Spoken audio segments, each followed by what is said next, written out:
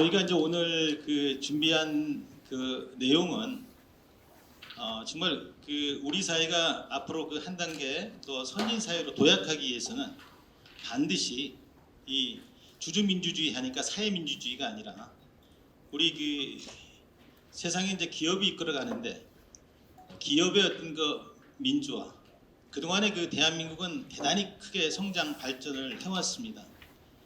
정말 그 정부와 그 기업 그리고 또 국민이 이제 뒷받침이 돼서 오늘의 그 한간 기적을 이루고 있는데, 여기에서도 한 단계 이렇게 더 업그레이드해서 선진화, 선진국으로 가려고 하면은 그 주주의 민주주의, 그 기업의 어떤 그 민주화가 좀 이루어져야만이 우리는 이제 큰 세계 최고의 국가, 국민이 부자가 된 그런 국가로 갈 수 있다라는 어떤 명제하에 정말 이렇게 자본시장을 아끼고 정말 바른 방향으로 가고자 하는 그런 분들과 함께 해서 그 일주일 전에 이렇게 기임하게 만들어졌습니다만 이런 훌륭한 자리가 마련됐습니다. 다시 한번 오늘 함께 해주신 우리 방청객 여러분과 토론자 여러분들께 이 주관하는 입장에서 다시 한번 감사를 드립니다. 감사합니다. 오늘 제가 이제 그 발제할 내용은 제가 한 35년 동안 이 자본시장과 함께 해왔습니다. 뭐 저는 여러분들이 그 아시다시피 우리 축사를 해주신 제가 존경하는 정말 김창준 이사장님께서 말씀하셨습니다만은 누구나 이 주식 투자를 통해서 부자로 이렇게 살 수 있는데 우리 증권시장이 그 여러 가지 이유 때문에 투자를 하면은 굉장히 불안해서 오래 이렇게 투자를 할 수 없는 그런 어떤 투자 환경이나 문화가 좀 지속이 됐습니다. 그래서 이런 부분들에 대해서 좀 한번 그 본질을 한번 끄집어서 한번 얘기를 해보자. 우리 자본시장 정말 무엇이 문제인지 오늘 그 본질 민낯을 이렇게 얘기를 하고 뭔가 정확하게 알아야 이걸 우리가 그 해결할 수 있다라고 봅니다. 다행히 이제 그 1,000만 주식 투자 인구가 들었으면서 우리가 직간접적으로 많은 사람들이 그 이 자본시장에 이해하고 참여를 하면서 우리의 그 자본시장의 문제점들을 많은 사람들이 알고 있습니다. 이런 사람들이 지속적으로 우리나라 기업에 투자해서 우리 기업의 성과를 함께 공유함으로써 개인, 기업, 국가가 함께 성장하는 그 툴을 오늘 저는 이제 얘기하고자 해서 제가 여기 뭐 계신 분들이 모든 분들이 다 발제를 다 할 수 있는 분들입니다. 그런데 제가 대표해서 그 일반 상식적인 수준에서 이것만은 좀 지켜줬으면 참 좋겠다 하는 내용을 중심으로 제가 간단히 좀 브리핑을 좀 해드리겠습니다. 저는 뭐 그동안에 이제 그 굉장히 어렵게 살았기 때문에 2010년도부터 제가 그동안에 우리 자본시장과 함께 하면서 이 우리 국민들에게 그 투자를 같이 하면서 기업의 성과를 공유하자, 이런 그 어떻게 보면은 투자자라기보다는 계몽가로서의 그 책을 쓰면서 투자를 권유해 왔습니다. 제가 뭐 그동안에 지금 6권의 책을 썼는데 책 제목만 보더라도 제가 전하고자 하는 메시지는 분명합니다. 주식 농부처럼 투자하라. 애야 너는 기업의 주인이다.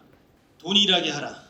또 투자자의 시선, 그리고 주식회사 약속, 그리고 작년에 이제 이 주식 투자 절대 원칙이라고 해서 뭐 전 세계 누구도 이 주식 투자와 관련된 투자 10계명을 만들지는 못했습니다. 우리 그 기독교에 보면은 모세가 시나이산에서 그 투자 10계명을 기독교 10계명을 이렇게 얘기했듯이 제가 많은 사람들이 주식시장에 들어와서 투자를 하지만은 주식 투자를 절대적으로 이렇게 사고팔고 매매해서는 기업의 성과를 지속적으로 공유할 수가 없습니다. 그래서 제가 정말 제가 얘기하는 투자 10계명에 의해서 투자를 하게 되면은 적어도 잃지 않는 투자를 할 수 있겠다 해서 투자 10계명을 발표를 했습니다. 이 책이 작년 11월 달에 돼 있는데 지금 거의 10세 정도 나가서 한 9만 부 정도 이상이 지금 나가고 있습니다. 저도 놀랐습니다. 그만큼 많은 사람들이 이 투자에 대해서 우리가 앞으로 길어진 인생 어떻게 살 것인가, 그 노후에 대해서 굉장히 고민을 하고 있지 않나 이런 생각을 합니다. 그래서 저는 이제 주식 투자를 뭐 제가 한 주를 가지고 있더라도 아니면은 뭐 그 오늘 샀다 내일 팔더라도 내가 투자한 기간에 온전히 내가 투자한 기업은 내 회사라는 생각을 가지고 꾸준히 기업의 주주 제한을 해왔고 또 주주 소환을 해왔습니다. 저는 주식 투자를 기업과 동행한다는 생각으로 또 이 기업에 분석한다는 얘기는 이제 소통을 통해서 실제로 내가 그 사업가적 마인드 입장에서 제가 투자를 해왔습니다. 그래서 그동안에 이제 제가 이 주주 제안하고 서한을 보내고 했던 내용들이고요. 금년에도 뭐 주주 제안도 보내고 주주 서한도 이제 많은 기업들에게 보내왔습니다. 이런 주주 제안이나 서한이 결국 투자자들의 어떤 일개 그 이익만이 아니라 이 기업이 본래 목적에 맞게끔 건강하게 갈 수 있는 여러 가지 그 제안들을 얘기하는 것입니다. 그래서 뭐 제가 이제 이런 얘기를 할 수 있는 것은 정말 우리 인생이 많이 길어졌습니다. 이 길어져 있는데 우리나라는 그 노후 빈곤율이 세계에서 제일 높습니다. 그 2011년도부터 2020년도까지 우리나라의 그 노인 그 고령 인구 연평균 증가율이 4.4%로 세계에서 제일 높고, 그리고 2018년 기준하면은 저희들 그 많은 사람들이 노후에 이렇게 노후 준비가 되어 있지 않거든요. 그래서 우리 이제 존니 그 대표님께서는 이 주식 투자는 노후 대비를 하는 것이다, 이렇게 이제 말씀을 하시고 다니시죠. 그래서 우리는 지금 이제 기업만이 이렇게 성장하는 시대에 지금 살고 있습니다. 이 미국의 그 빅테크 기업 3개가 세계의 그 2위 기업인 3위 기업인 일본의 그 GDP보다도 능가하고, 우리나라도 그 세계 38위인 콜롬비아보다도 그 삼성전자 시가총액이 높은 시대에 우리는 살고 있습니다. 이런 시대에 우리가 기업의 성과를 공유치 않으면 경제적으로 자유롭게 살 수가 없습니다. 그런데 우리가 투자하고 있는 그 대상은 과연 누구냐? 우리가 투자하는 대상은 기업입니다. 기업은 우리의 그 삶의 터전이고 근간이고 우리 공동체가 굴러가게 하는 세금의 원천입니다. 그래서 기업의 활동이 왕성하게 일어나야 우리 삶, 특히 중소민의 삶이 저는 나아진다고 저는 확신을 합니다. 우리나라는 이제 다행스럽게도 그 세계에 내놓아도 자랑스러운 기업들이 정말 많습니다. 그런데 아쉽게도 우리나라의 그 주요 기업들, 글로벌 기업들은 이 외국인 지분율이 적게는 30%에서 많게는 70%까지 외국인 지분들이 차지하고 있습니다. 대한민국 한 사람으로서 또 아니면 투자자의 한 사람으로서 이런 사실을 볼 때 굉장히 가슴이 아픕니다. 우리가 어려울 때 근무와 업무와 이렇게 키운 기업들입니다. 그런데 외국인들이, 일부 소수의 기업인들이 외국인 기업의 성과를 캐피탈 게인이 됐든 아니면은 이 배당이 됐든 거의 40% 이상을 가져갑니다.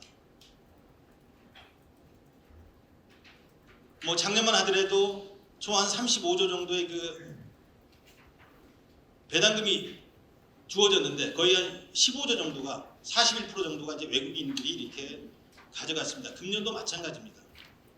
왜 이런 우리나라 사람들이 우리나라 기업에 투자를 하지 않을까, 못 해줄까, 이런 걸 보게 되면은 우리나라는 그 전체적으로 우리 국민들의 어떤 그 자본시장에 대한 이해도 아니면은 금융 참여도가 굉장히 낮고, 우리나라의 특히 이 사회 지도층들, 뭐 국회의원이 됐든 아니면 고위공직자가 됐든 아니면은 그 원로 학계에 계신 분들이 자본시장에 대한 좋은 추억들 아니면 주식 투자와 관련된 그런 좋은 경험치들이 많지 않습니다. 그래서 우리나라의 이 자산 구조를 보면은 이 뭐 미국이라든가 일본이라든가 아니면은 그 대만이라든가 여러 나라들과 비교해서 개인 자산이, 부동산 자산이 거의 한 75% 이상입니다. 이 우리나라만 있는 현상이거든요. 그래서 어떻게 보면은 부동산 정말 공화국 같은 나라다, 이런 부분이 해소가 되지 않으면 우리의 미래는 없다. 이런 자금들이 증시를 통해서 이 기업에 이 제공이 돼야 우리 삶이 좀 보다 더 활력 있고 건강하고 행복한 그런 어떤 그 세상이 오지 않을까 하는 마음에 정말 걱정도 굉장히 앞섭니다. 그래서 우리나라 이 법이나 이런 부분들이 아까 그 사회지도청에 있는 분들이 이런 부분에 대해서 정확하게 알고 제시하지 못하기 때문에 모든 법들이 어떻게 보면은 우리 자산시장은 플레이어 중심으로 또 우리 기업은 소수의 어떤 그 지배주 중심으로 이렇게 이끌어져 왔습니다. 이런 요인들 때문에 우리 자본시장을 통해서 일부 소수 기업인들이 3.5% 실제 총수가 있는 60개 기업, 60개 기업은 그 순환 투자를 통해서 58% 의결권을 통해 가지고 이 기업 경영을 하다 보니까 배당을 통해서 성과를 이렇게 공유하지 않고 있습니다. 그래서 어떻게 보면은 우리 이제 자본시장은 이 일부 소수 기업인들의 자금 조달 창구로 때로는 이 상장을 통해서 한몫 챙기는 시장으로 또 아니면은 요즘은 뭐 그 손익거래와 자본거래를 통해서 그 이익을 추구하는 시장으로 또 더욱 안타까운 것은 이 증권시장이 상속 증여를 위한 이 수단으로 이렇게 이용되어 왔기 때문에 우리의 그 선의의 일반 투자가들이 굉장히 이렇게 피해를 보고 길게 투자해주지 못하는 환경이 우리의 그 증권시장의 지금 현실이라고 저는 생각을 합니다. 그래서 기업과 자본시장에 대한 불신은 우리 어떤 현상이 지금 나타나느냐? 이 주인의식과 같은 기업가 정신, 프론티어 정신 이런 부분이 땅에 떨어지게 되면은 우리의 미래는 그렇게 밝지 않다고 봅니다. 이런 결과로 인해서 우리 삶의 터전인 근간이 되는 또 세금의 원천이 되는 기업의 어떤 그 투자 환경이나 이런 부분들이 어렵기 때문에 이 미국 기업들은 정말 이렇게 좋은 환경에서 출발을 하지만은 우리나라 그 기업들은 굉장히 그 악조건에서 지금 경영 활동을 지금 하고 있다. 이런 부분은 우리 국민들도 지원도 부족했고 정부의 지원도 부족했다. 그래서 기업에 대한 어떤 그 불신과 그 시장에 대한 불신은 우리가 지금 안고 있는 여러 가지 그 사회 양극화 문제라든가 그 기후 문제 포함해 가지고 모든 부분들을 이 자본의 어떤 그 선순환 구조를 만들게 되면은 저는 다 해결할 수 있는 일이라고 생각을 합니다. 지금은 이제 코리아 프리미엄 시대입니다. 세계는 한국을 배우려고 하고 있습니다. 이러한 기회를 잘 활용을 하지 않으면 우리는 정말 기회를 놓칠 수 있다라고 봅니다. K로 대표되는 뭐 K 방역이나 K 팝, K 푸드, K 컨텐츠, K 컬처 모든 부분에서 세계가 우리를 부러워하는데 K 주식, K 자본시장, K 증권시장, K 거버넌스에 대해서는 굉장히 낙후되어 있습니다. 부끄럽습니다. 우리가 이걸 바꿔가야 된다고 저는 생각을 합니다. 그래서 제가 이런 부분을 이제 개선하기 위한 그 자본시장 그 선진화 방안 5가지를 그 말씀드리고 그 개요에 대해서 간단히 좀 설명을 드리겠습니다. 먼저 그 기업 거버넌스가 개선이 돼야 된다. 두 번째는 대주주도 배당을 통해 성과를 공유해야 된다. 세 번째는 그 상속증여세 이거 원점에서 재검토를 해야 된다. 그리고 금융범죄 처벌을 강화해야 된다. 그리고 그 어려서부터 금융 경제 교육이 아니라 투자 경제 교육을 의무 교육화시켜야 된다라고 말씀을 드립니다. 그래서 첫 번째 그 기업 거버넌스 관행을 개선하자.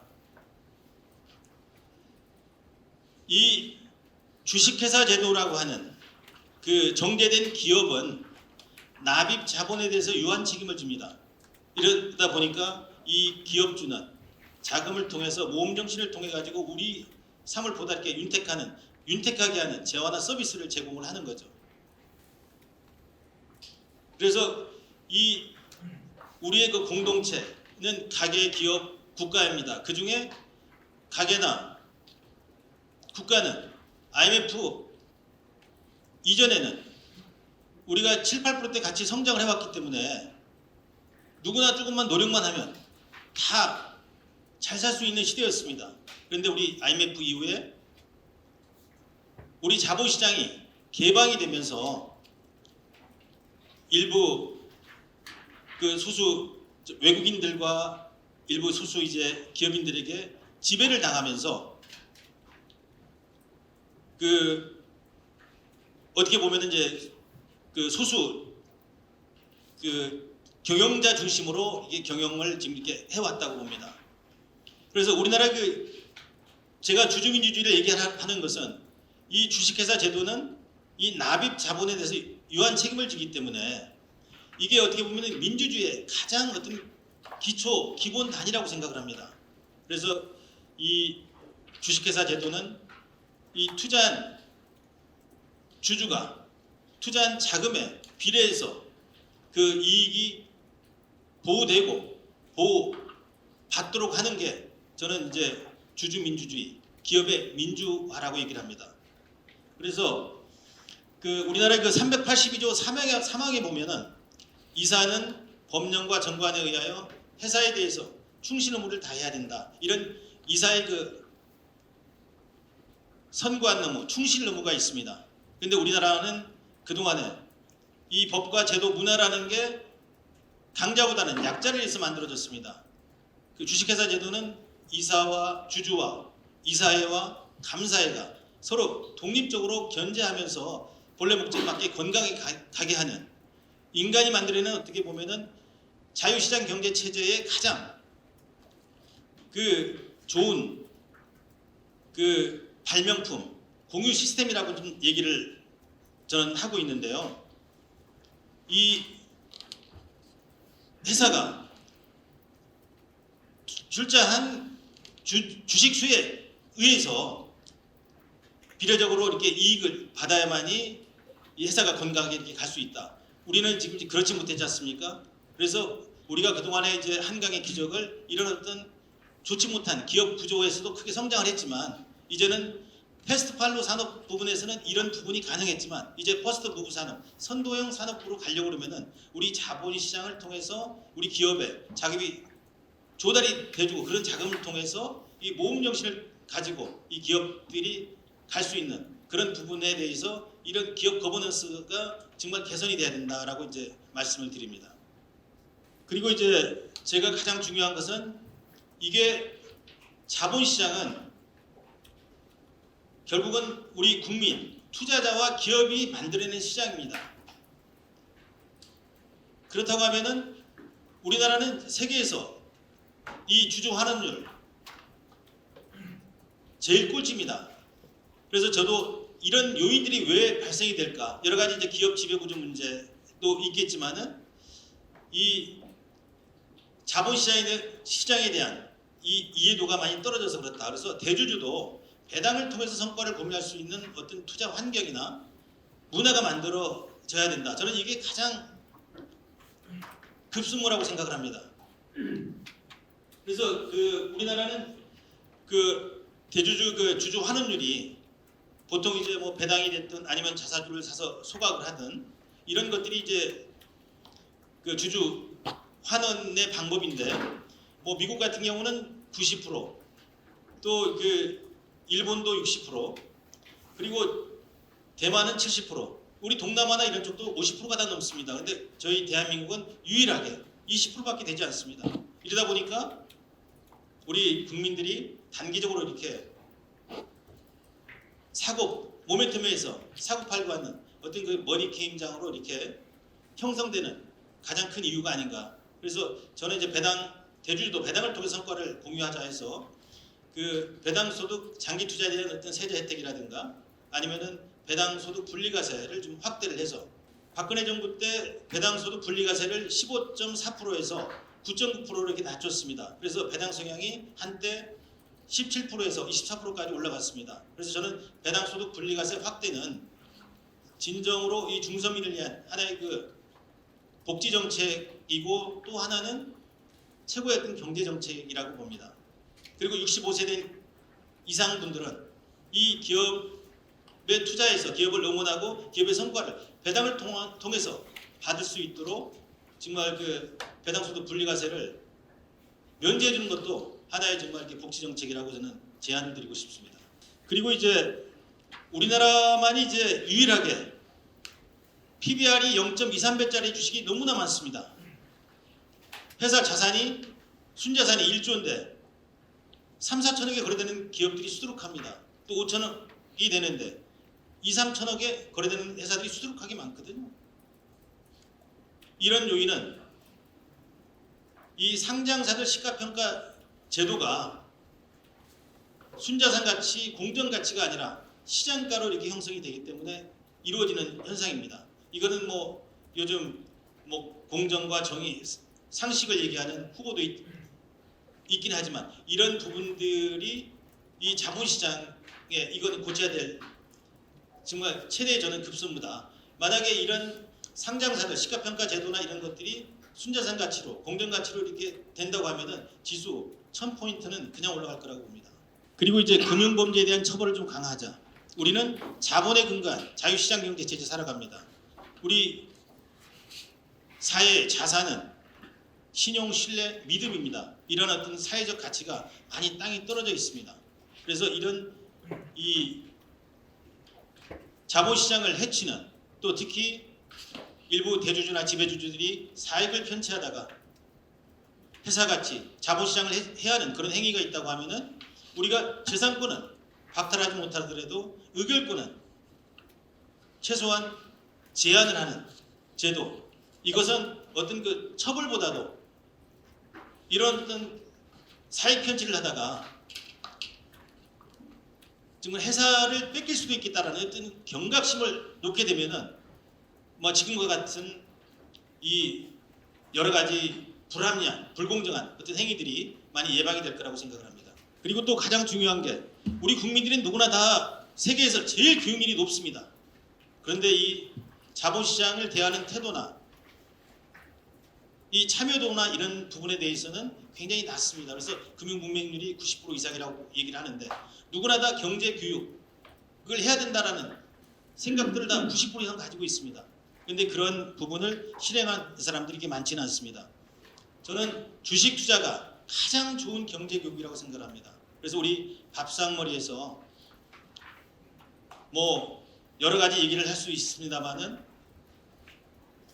우리 관심 가는 그런 기업들에 대한 얘기, 아빠는 아빠의 관심사, 또 엄마는 또 엄마가 보는 어떤 관심 있는 기업, 또 애들은 애들 입장에서 관심 가는 그런 기업들을 밥상머리에서 이렇게 함께 이렇게 얘기할 수 있을 때 우리 사회는 보다 좀 건강하고 희망 있고 활력 있는 사회가 되지 않을까 이런 생각을 합니다.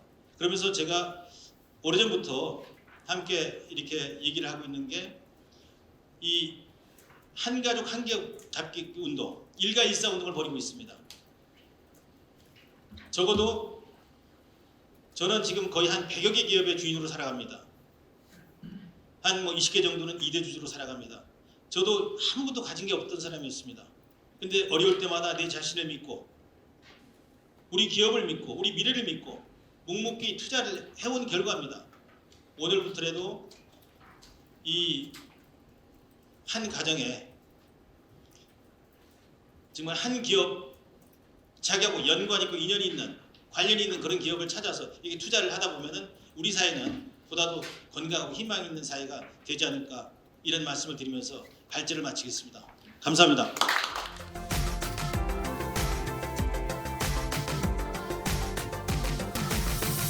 안녕하세요. 박영욱 회장님하고 인연은 되게 재미납니다. 제가 8년 전에 한국을 왔는데요.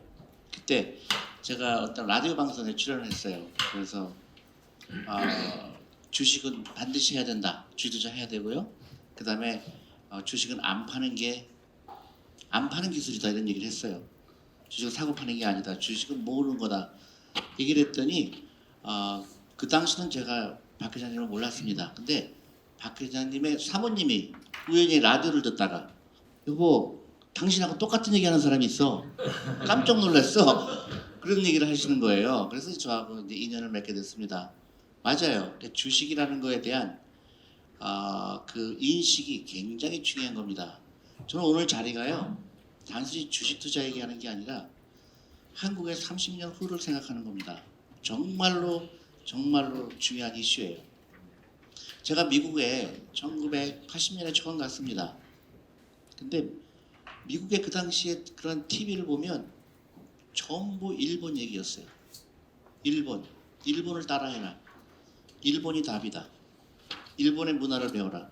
계속 그랬습니다. 근데 제가 다니던 그 회사가 이제 스크러 스티븐스 앤 클락이라는 회사였어요. 자산운용사입니다.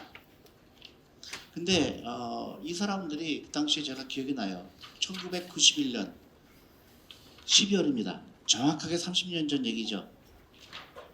30년 전에 회의를 했어요. 일본이 어떻게 될 것 같으냐. 우리 펀드 매니저, 애널리스트 전부 회의를 했어요. 일본에 대해서 우리 연구해보자. 하루 종일 일본에 대한 얘기를 했습니다. 결론이 뭐였을까요? 일본은 망할 거다 결론했어요. 놀랍죠? 그 당시에 모든 사람은 미국이 일본을 배워야 된다고 하고 미국의 경쟁력을 다 뺏겼죠. 자동차 뺏겼죠. 전자 뺏겼죠. 미국에 안 뺏긴 게 없습니다. 근데 펀드 매니저, 똑똑한 펀드 매니저들은 일본은 망할 거라고 얘기했어요. 너무 놀랍죠? 저는 지금 생각하니까 소름이 끼치는 거예요. 정확하게 30년이 지났죠. 그럼 왜 일본이 안 될 거라고 얘기했을까요? 정확하게 일본이 안 될 수밖에 없는 이유 중에 하나가 기업의 지배구조가 엉망이다. 그 다음에 주식 투자에 대한 인식이 아주 잘못돼 있다. 그리고 돈이 일하게 하는 걸 깨닫지 못한다. 그래서 지금은 경쟁력이 있어 보이지만 절대로 오래가지 못한다고 판단한 겁니다. 그래서 일본을 다 팔기 시작했어요. 그래서 이렇게 정확하게 맞았죠. 일본 주식은 30년 내내 하락으로 왔죠. 그래서 대신에 투자한 데가 놀랍게도 한국에 투자했어요. 한국은 다르다 한 겁니다. 한국은 그 일본은 특히 변화되는 거에 대한 두려움이 굉장히 컸어요. 주식 투자에 대한 두려움이 컸습니다. 제가 많은 시간이 없기 때문에 간단하게 얘기하면 지금의 미국으로 만든 거는요. 결정적으로 퇴직연금 제도예요. 퇴직연금. 그래서 401k라고 그러죠. 401k라는 거는 미국 사람들도 금융에 대한 지식이 많지 않죠. 정부가 똑똑한 겁니다. 퇴직연금 많은 사람들이 노후 준비가 안 될 거를 간파한 거죠. 그래서 월급의 10%는 무조건 투자를 하게 한 겁니다. 노후 준비를 강제로 시킨 거죠. 그게 주식시장에 들어온 겁니다. 생태계를 만든 거예요. 월급 받는 거 10%가 주식시장에 쏟아져 들어오니까 어떻게 되죠? 생태계가 마련되니까 새로운 기업이 나오기 시작하는 겁니다. 기업에 투자하는 거죠. 그러니까 지금이 나오는 미국의 많은 기업들, 구글이라든가 애플이라든가 마이크로소프트라든가 그게 다 그런 생태계 때문에 생긴 거예요. 일본은 그걸 전혀 안 했죠. 일본은 반대로 뭘 했냐면 부동산에 투자한 겁니다. 부동산 아니면 은행 예금이에요. 그러니까 결정적인 미스테이크죠. 모험 자본, 엔터프레너십, 새로운 거에 대한 도전 이런 게 일본은 다 죽어버린 거죠. 미국은 돈이 쏟아져 들어오는 겁니다. 생태계가. 그러니까 아이디어가 있는 사람들은 누구나 회사를 만들 수가 있고요. 거기에 돈이 투자가 되니까 그 엄청난 생태계가 생긴 겁니다. 이게 결정적인 거예요. 제가 한국에 와서 너무 놀랐던 거는 노후 준비된 사람이 없어요. 더 놀라운 거는 제가 메리츠 자산운용의 사장으로 왔잖아요. 메리츠 자산운용의 직원들의 퇴직연금이 뭐가 되어 있는지 아십니까? 은행 예금에 들어가 있어요. 자산운용의 직원들조차도 퇴직연금이 예금에 들어가 있는 거예요. 저는 기절할 정도 놀랐죠. 당연히 노후 준비가 안 되죠. 그래서 제가 강제로 바꿨습니다. 강제로 바꿨어요. 7년 전에. 그랬더니 수익률이 한 60% 됩니다. 처음에는 저한테 불만이 많았죠. 근데 그게 당연한 거예요. 근데 저게 메리츠 자산운용으로 끝나는 게 아니라 그게 퍼져서 대한민국의 경쟁력을 가름하는 거예요. 앞으로 30년 동안에 대한민국은 어떻게 될 것인가? 지금 이런 식으로 가면 우리 정확하게 일본으로 갑니다. 정확하게 일본처럼 가는 거예요. 새로운 기업이 나올 수가 없습니다. 그래서 퇴직연금의 중요성은 그 어떤 것보다 중요하지 않은데 한국의 퇴직연금 제도가 13년 전에 도입이 됐습니다. 미국의 401k를 벤치마킹 한 건데요. 너무너무 잘못된 게 되고 있습니다. 미국은 퇴직연금이 401k가 나오면서요. 은행 중심의 금융이 주식으로 바뀐 거예요. 여러분들 옛날에는요. 은행들이 컸죠. 은행 보험이 컸습니다. 401k가 나오고 나서 지금은 주식에 투자하는 펀드의 규모가 훨씬 크죠. 그래서 우리가 잘 아는 뱅가드라든가 피델리티라든가 찰스 수업이라든가 그런 회사들이 크지 은행이 크지가 않아요. 그게 모험 자본이 늘어난 겁니다. 그래서 그런 기업 그렇게 해서 생긴 기업들의 경쟁력이 높을까요? 아니면 은행의 빚을 내갖고 성장하는 기업의 경쟁력이 높을까요? 당연히 전자죠. 모험 자본이 들어오는 생태계를 만드는 게 그 어떤 것보다 중요한 겁니다. 그래서 제가 시간이 많지 않으니까 한국을 비교를 해봤어요. 미국의 401k는 어떻게 됐을까? 보니까요. 주식형 펀드, TDF 이것도 뭐 대부분 주식이죠. 그 현금 비중이 11%밖에 되지 않아요. 대부분 주식에 들어와 있다는 겁니다. 당연하죠. 노후 준비하려면 주식에 투자하지 노후 준비하는 건 불가능한 겁니다. 이게 결정적이죠. 1980년서부터 퇴직연금이 주식시장에 들어오기 시작했죠. 그게 40년 동안 중간에 주식시장에 등락은 있지만 어떻게 돼요? 결국은 올라갈 수밖에 없는 겁니다. 그래서 지금 미국에서는요. 백만장자가 하루에 몇만 명이 생기는 겁니다. 퇴직연금 때문에 그래요. 평범한 월급쟁이가 자기 월급의 10%가 꾸준하게 주식에 투자되니까 나중에 은퇴했을 때 노후준비가 되는 겁니다. 한국은 어떻게 됐을까요? 퇴직연금이요. 처참합니다. 처참해요. 90%가 현금 은행 자산에 들어가 있어요. 이겁니다. 세계에서 꼴찌예요. 2.7%입니다. 근데 제가 물어봐요. 직장인들한테 젊은 직장인들한테 물어봐요. 본인의 퇴직연금이 어떻게 되어 있습니까? 놀랍게도 그게 뭐예요? 국민연금 아니에요? 그럽니다. 심각하죠. 자기가 30년 후에 찾을 퇴직연금이 은행에 들어가 있는 겁니다. 일본하고 똑같은 거예요. 그러니까 어떻게 돼요? 개인의 노후 준비만 안 되는 게 아니라 국가 경쟁력을 완전히 쓰러뜨리는 거죠.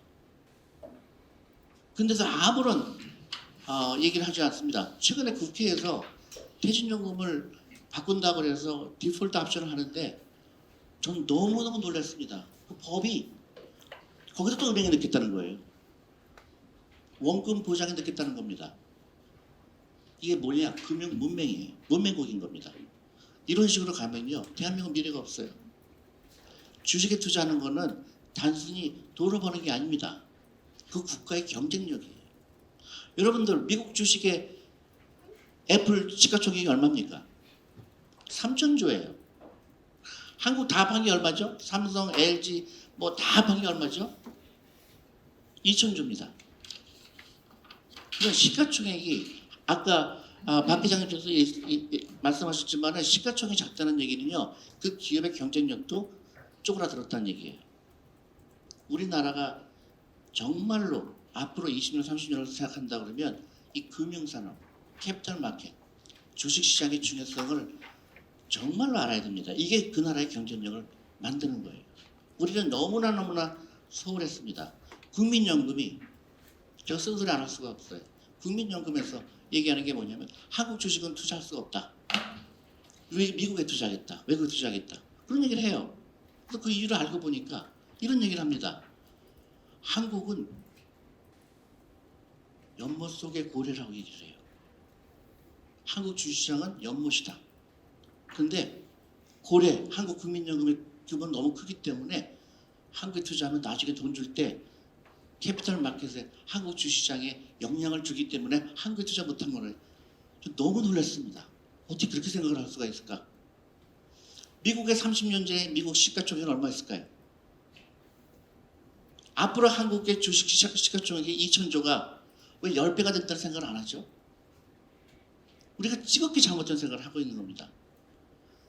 그러니까 전반적으로 우리가 금융에 대한 생각이 너무 모자라는 거예요. 이거에 정말로 진정으로 대한민국 미래를 생각한다면 이 주식이라는 거에 대한 이해가 굉장히 중요한 겁니다. 그렇지만 이제 정부의 역할이 중요하죠. 그동안 주시장에 대한 불신이 엄청나죠. 투자했더니 대주주가 횡포를 하고 있고 그런 거는 정부의 역할이죠. 미국처럼.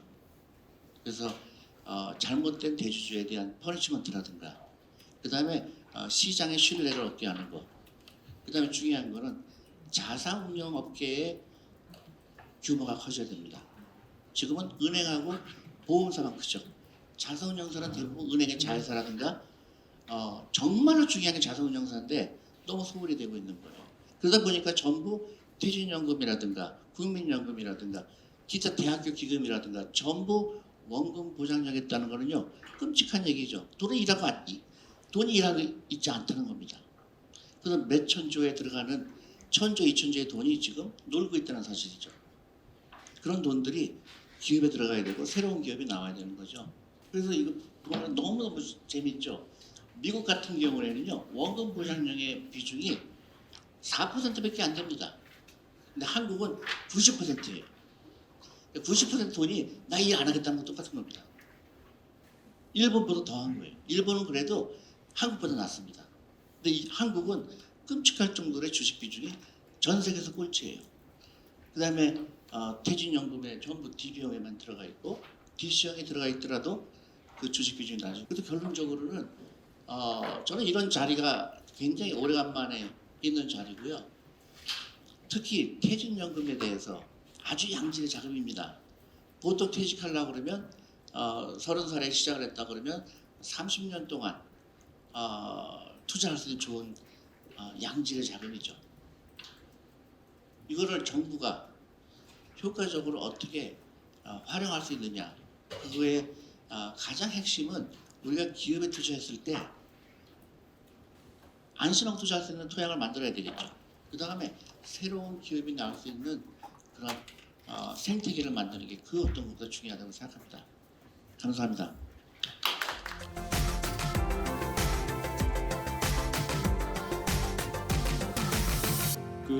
제가 말씀드릴 주제는 요 두 가지고요. 여러분 뭐 다 아시지만 이제 1,000만 개인 투자자 시대를 맞이해서 제가 한 달 전에 개인 투자자 장기 투자하기 해서 칼럼을 쓴 적이 있습니다. 썼는데 여러 사람한테 혼났어요. 야구를 해도 번트만 되고 골프를 쳐도 숏게임만 하는데 지금 시장 상황을 알고 있느냐, 무슨 소리를 하느냐, 그런 얘기를 제가 들었습니다. 사실입니다. 우리 박영욱 회장님, 저는 이 장기 투자라는 표현보다 동행 투자라는 말을 굉장히 좋아해요. 동행 투자. 그거 갖고도 제가 이전에 칼럼을 쓴 적이 있는데 그건 굉장히 반응이 좋았어요. 근데 아무튼 우리 이제 잔니도 뭐 퇴직연금 뭐 기본적으로 투자 자체가 롱텀한 이런 이제 투자를 전제를 하고 있는데 우리 그런 여러 사람 얘기를 듣고 한국의 자본 시장이 과연 개인 투자자들이 장기 투자할 만한 상황인가 하는 것을 제가 생각을 해봤습니다. 그래서 우리 박 회장님이 이제 크게 두 가지 측면에서 세제와 불법 불공정 행위 측면에서 이제 말씀을 해주길 부탁드려서 그거에 초점을 맞춰서 말씀드리겠습니다. 제가 이제 주어진 시간이 10분이라서 간단하게 말씀을 드리도록 하겠습니다. 뭐 여러분 다 잘 아시지만 상장 주식에 대한 전면적 과세제도 양도 차익에 대해서 양도 손익에 대해서 전면 과세 제도가 도입되어 있습니다. 기본적으로 금융 투자 상품에 대해서는 2023년도부터 금융 투자 상품이 뭐냐? 원본 손실 가능성이 있는 증권과 파생 상품에 대해서는 전면적으로 과세 제도가 시행이 되고요. 그렇게 됨으로써 이제 소액주주 기존에 우리 양도차익 과세가 안 되던 소액주주 뭐 채권 이런 부분이 다 전면적으로 과세 대상으로 들어오게 됩니다. 그래서 여러분 과연 이 전면적 과세 제도가 됨으로써 실제적으로 현행 우리 뭐 그 거래세와 그다음에 이제 대주주에 대한 과세와 더 비교해서 실제로 세후 수익률이 어떨 것이냐 굉장히 다양한 얘기가 있죠. 과연 세후 수익률이 정말로 감소될 것이냐 뭐 그런 다양한 얘기가 있는데 아무튼 그거는 차치하고 저는 주식시장에 대한 전면 과세 제도라는 그 자체가 심리적으로 상당히 이제 영향을 끼칠 수 있다는 생각을 갖고 있고요. 이렇게 전면 과세 제도가 우리가 도입될 때는 뭔가 시장에 시그널을 주는 뭐 크게 얘기하면 그 자본시장에 대한 감독 당국 내지는 정부 당국의 철학이 거기 포함이 돼 있어야 되는데 그런 관점에서 들여다보면 너무 좀 부족하다라는 저는 생각을 갖고 있습니다. 그래서 그 관점에서 말씀을 드리도록 하겠습니다. 그래서 아까 우리 박영호 회장님 말씀하신 배당 소득은 현재 2천만 원 금융소득 종합과세에서 2천만 원을 경계선으로 해서 그 이하가 되면 뭐 14% 이제 주민세까지 포함하면 15.4% 분리과세가 되고 그 이상은 이제 종합과세가 되는 그런 체제를 갖고 있고요. 증권거래세는 뭐 그 설명을 드리지 않겠습니다. 그래서 우리가 증권거래세와 그 주식 양도소득세를 마치 이 트레이드오프 관계로 많이 말씀을 하는데요. 뭐 그것도 충분히 논리가 있는데 현재 OECD 국가 중에서 11개국이 자본이득세와 증권거래세를 병행해서 같이 가고 있습니다. 그래서 현행 23년도부터는 이제 병행하는 거로 발표가 되어 있는데요.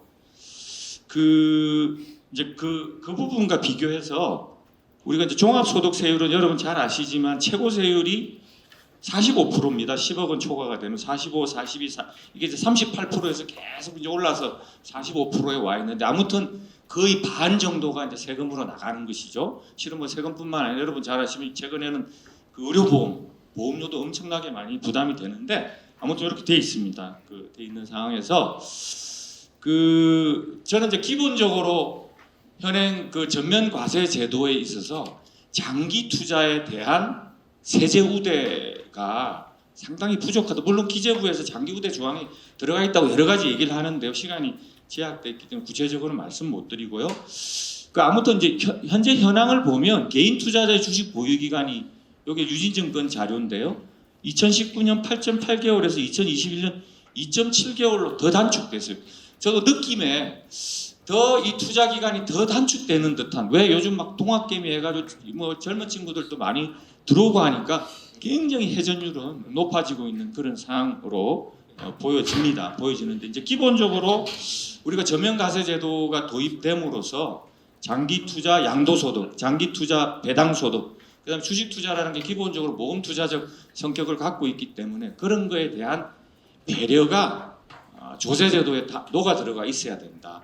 그거를 통해서 장기 투자가 자연적으로 시장에서 구현될 수 있게 해야 된다라는 생각을 갖고 있습니다. 그래서 이제 장기 투자 얘기가 워낙 많이 나오니까 이제 그 기재부에서 우리 이제 금융위하고 이 ISA 제도라는 게 있습니다. 이게 이제 요 얘기를 많이 하거든요. 그래서 일부러 제가 넣어놨습니다. ISA라는 게 이제 매년 2천만 원씩 해서 한 1억 범위 내에서는 그 상품, 그 ISA라는 상품을 이용을 하면 그 상품에서 구현되는 뭐 양도 차익이라든가 그런 거에 대해서 전면 비과세가 되고 거기서 들어오는 배당 소득에 대해서는 9.9%로 저율 분리과세가 됩니다. 그러니까 그 상품을 통해서 어떤 자산 형성을 하라는 그런 제도인데 저는 뭐 이 제도가 상당히 좋은 제도이긴 하지만은 이것으로서는 부족하다. 조세 제도 자체에서 어떤 철학적인 그런 부분을 구현을 해야 된다는 생각을 갖고 있습니다.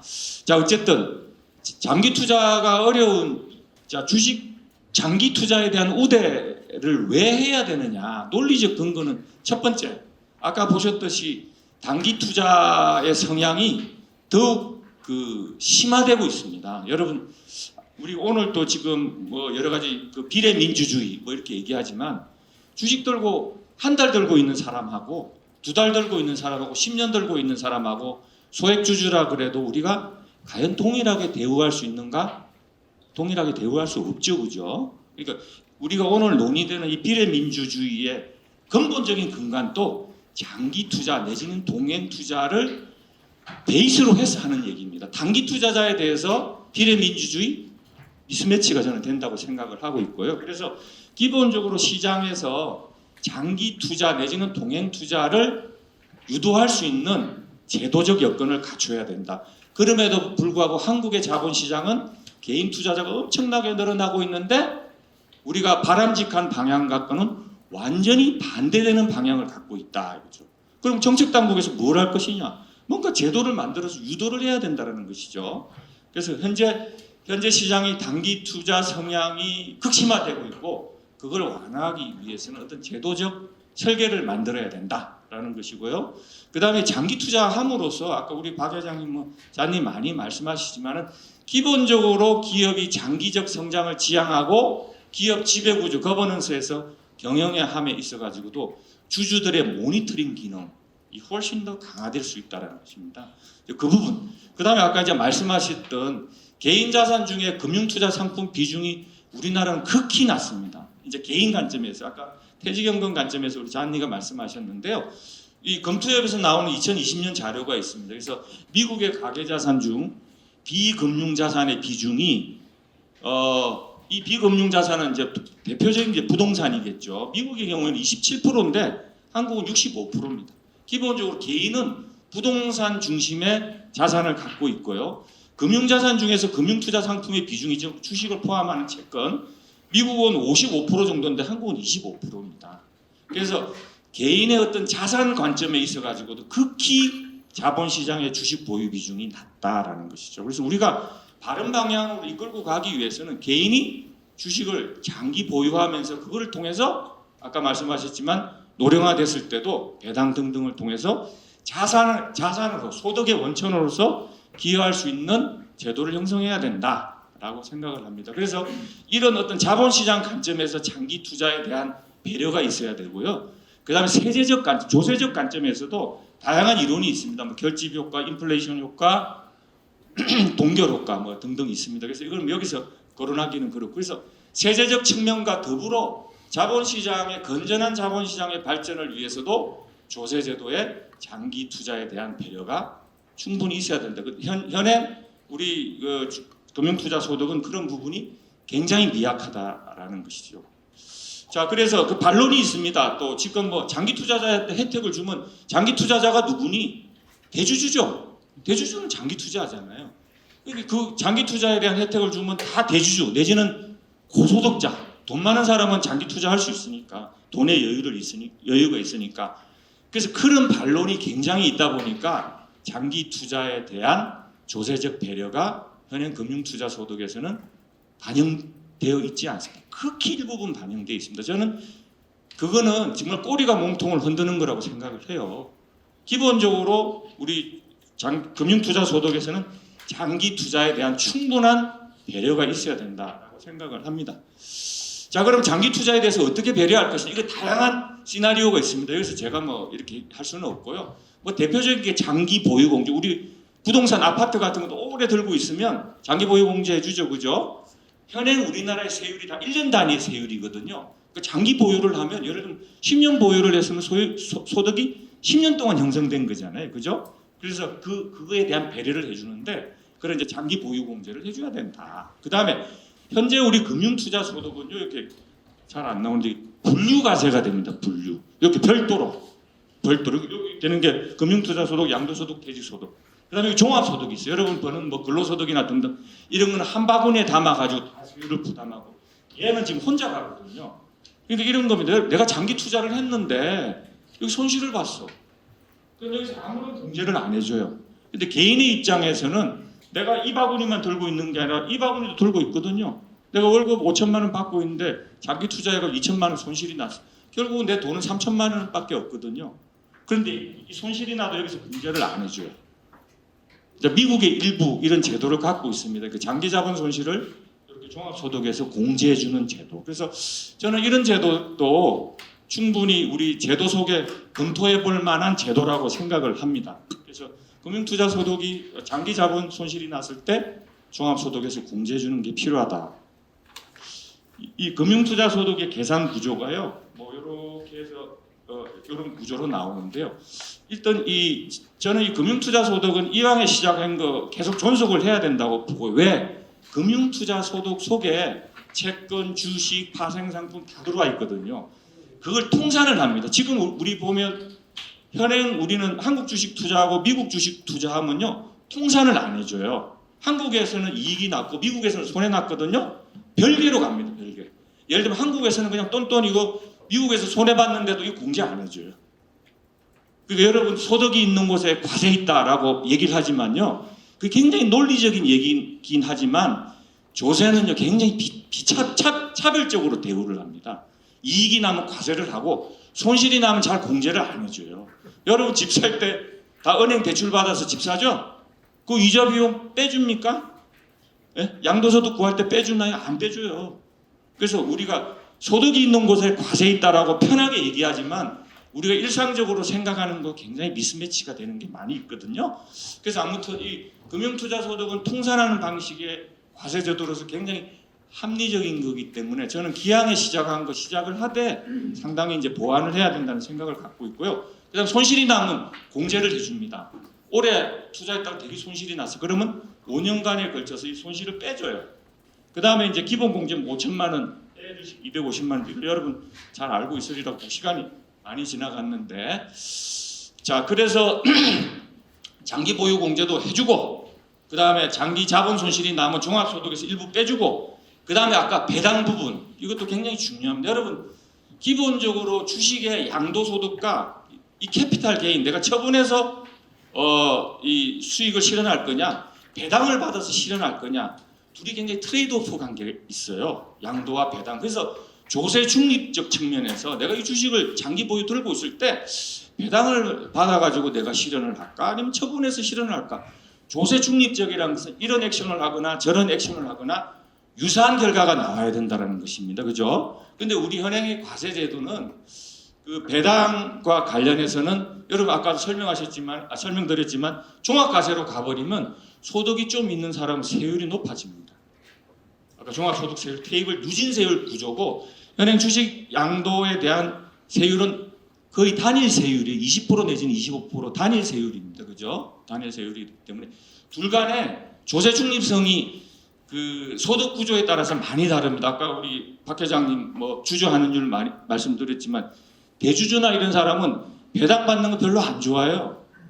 배당 받는 건 엄청난 종합소득세율에 이렇게 걸리기 때문에 그래서 지금 우리가 현재 20% 정도 양도소득세율 체계를 갖고 있기 때문에 조세 중립성을 확보하기 위해서 배당에 관한 한 장기 보유해서 특히 이제 뭐 고령자나 이런 분의 배당에 관한 한은 금융소득 종합과세 틀에서 벗어나서 별개 장기 보유 주식에 대한 배당 소득에 대해서는 별개의 분리과세 체계를 갖고 가는 걸 좀 고민을 해보는 게 저는 좋겠다고 생각합니다. 그래서 우리가 개인들이 내가 어떤 노령화 자산으로서 주식을 들고 소득을 실현할 수 있는 그런 여건을 만드는 게 굉장히 중요하다고 생각하고요.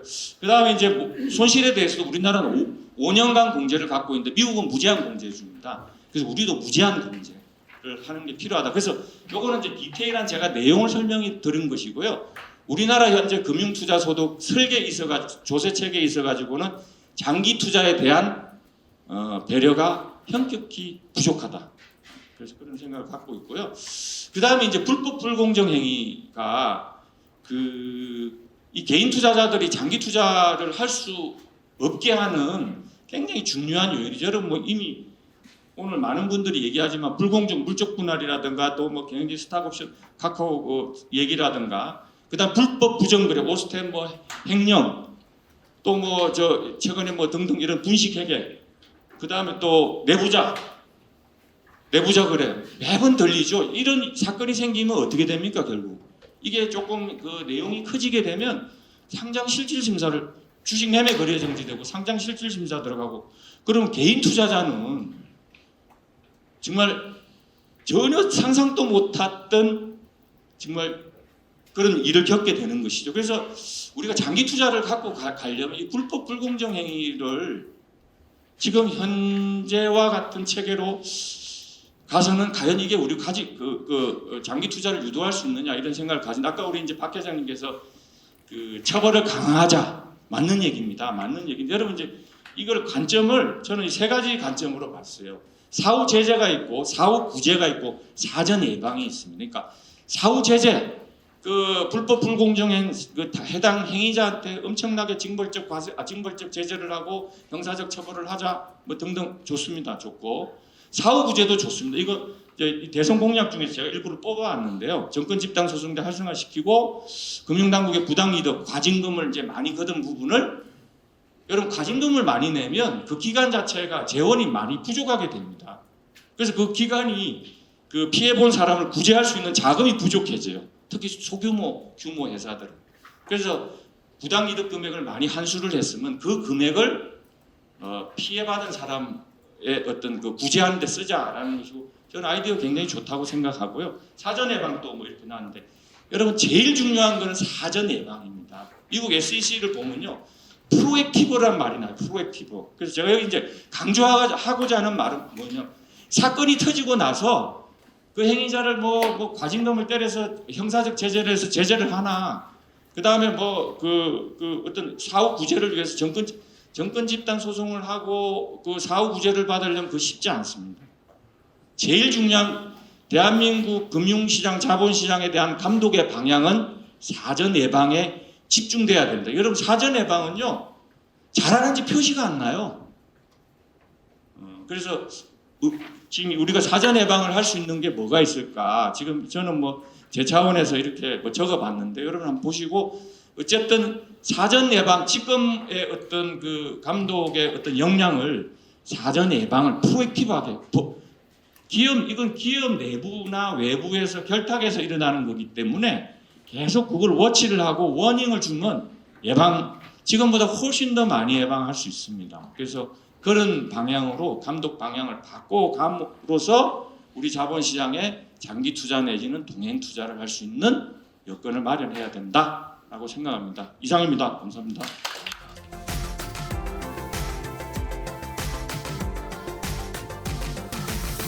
네, 김규식입니다. 네. 간단히 저희 포럼 박영옥 대표님 저희 포럼 이사시기도 하고요. 코리아 디스카운트 극복을 위한 법령 개정 시급한 8가지 항목에 대해서 말씀을 드리고 그 중에서 물적 분할에 대해서 간단히 설명을 드리겠습니다. 물적 분할 요기 전에 책자 보시면 8가지 사안이 있는데 코리아 디스카운트가 한국이 전 세계에서 가장 저평가된 증시 수준이거든요. PBR로 보면은 미국이 약 3.4 정도 되고 대만이 한국과 비슷한 산업 구조 갖고 있는데 1.7 정도로 거래가 되고 있습니다. 한국이 1.0 정도 되고요.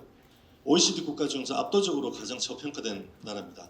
왜 이렇게 증시가 저평가되어 있느냐?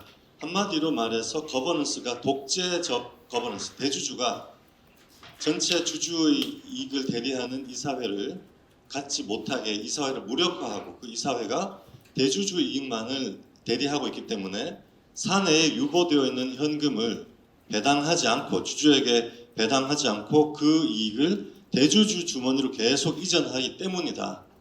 그래서 사내에 아무리 많은 현금이 유보되어 있어도 그게 주주에게 넘어오는 것만 그것만큼만 주주 가치로 인정되고 있다. 이렇게 간단히 말씀드릴 수 있을 것 같고요. 그래서 코리아 디스카운트가 되면은 어떤 문제가 있느냐? 아까 존리 대표님과 다 말씀하셨지만 한국이 이제 추격형 경제에서 선도형 경제로 도약해야 되는데 선도형 경제는 시가총액이 곧 기업 경쟁력입니다. 자본 조달을 해야 되기 때문에 그래서 자본 조달 능력에서 한계가 있고 글로벌 경쟁에서 뒤지고 있다. 한국이 뭐 다 아시겠지만 삼성전자, 현대차조차도 특히 삼성전자가 TSMC 역전이 됐잖아요. 시가총액이. 한 5년 전만 해도 시가총액에서 삼성전자가 TSMC 2배였습니다. 근데 지금은 TSMC가 삼성전자 1.5배로 역전이 됐고 지금 점점 그 격차가 벌어지고 있어요. 이렇게 되었을 때 TSMC가 M&A를 한다든지 공격적인 자본 투자를 한다든지 등등의 방법으로 계속 글로벌 경쟁력의 격차를 벌려나갈 수 있다.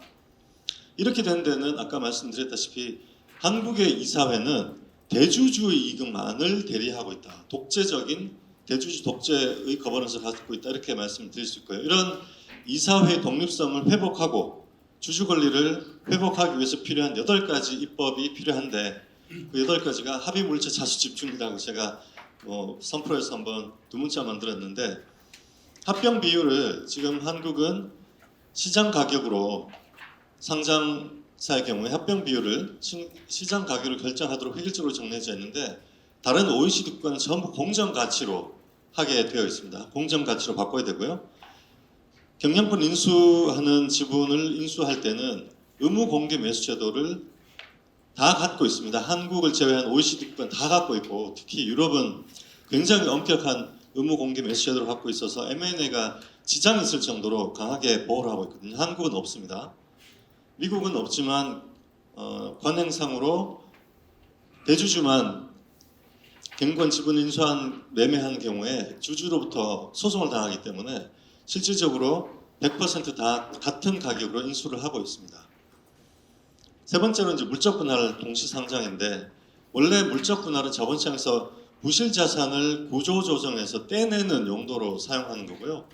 이렇게 알짜 자산, 성장 자산을 통째로 회사에서 떼내는 일은 없습니다. 그런 일은 있을 수도 없고 본 적도 없고 아무리 뒤져봐도 그런 일은 한국에서만 일어나고 있다.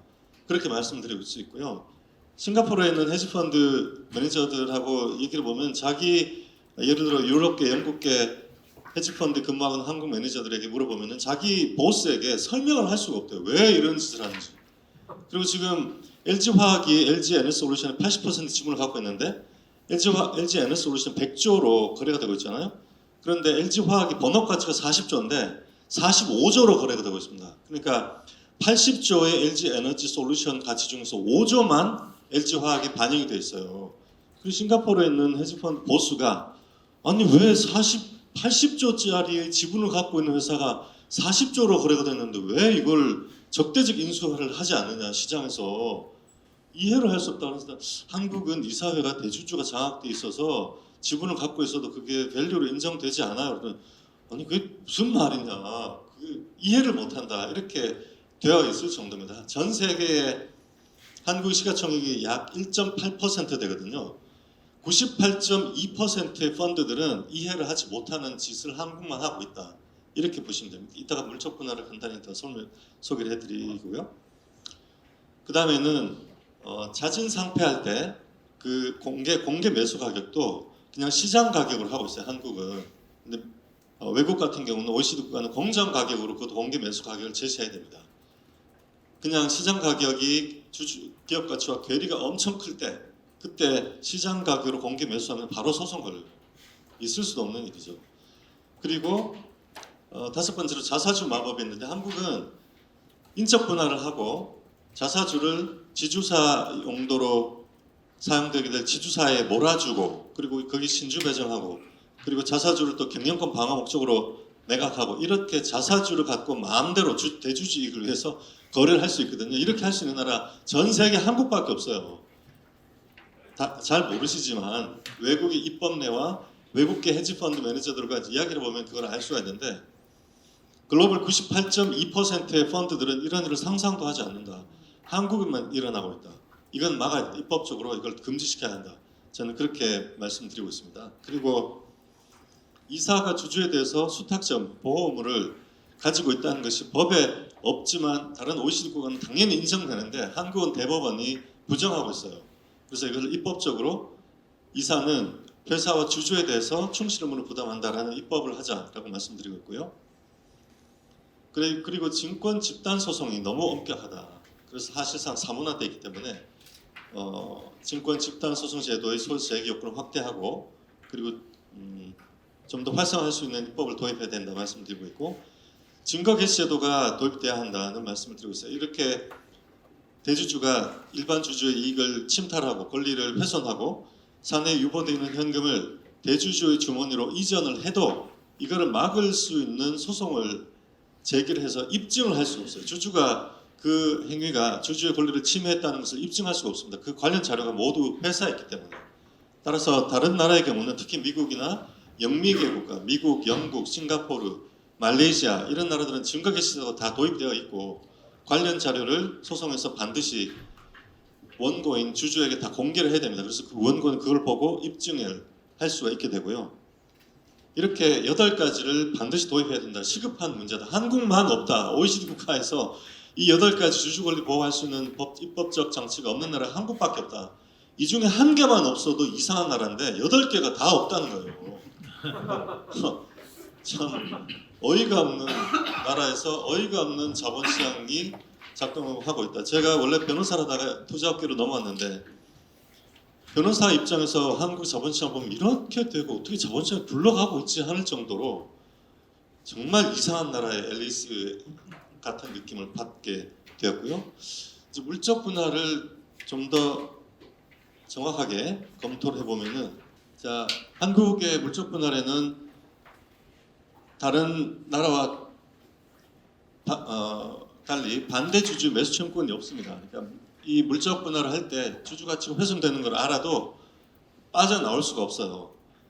그러면은 물적 분할이 많이들 이야기하시는데 100% 자회사이기 때문에 모회사와 경제적 독립체고, 그래서 기업 가치나 주주 가치에 훼손이 없다라고 이야기하는데, 그거는 제대로 된 기업의 경우에 그렇게 되는 거고요.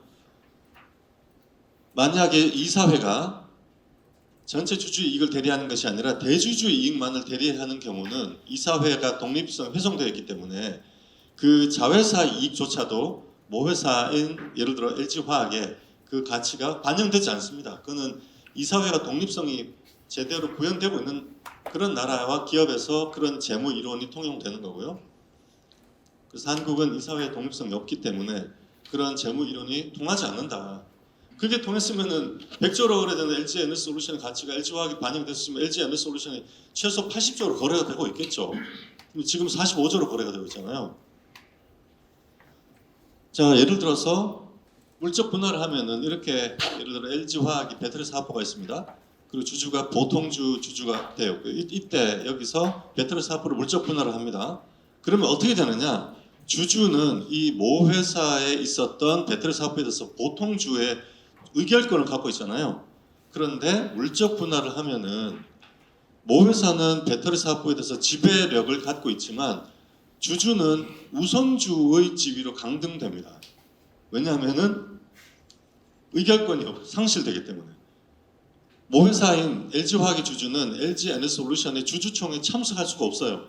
그래서 LG 에너지솔루션의 성장 전략이라든지 등등 여러 가지 전략이 있어서 주주로서 의결권을 행사할 수가 없습니다. 그것이 차단되어 버리기 때문에, 상실되기 때문에 우선주로의 지위로 강등된다. 보통 한국에서 우선주가 보통주에 비해서 30에서 50% 디스카운트 할인되기 때문에 이것만으로, 물적 분할이 된다는 것만으로 LG화학의 주주는 배터리 사업부에 대해서 약 30에서 50%의 주주 가치 훼손이 일어나게 됩니다.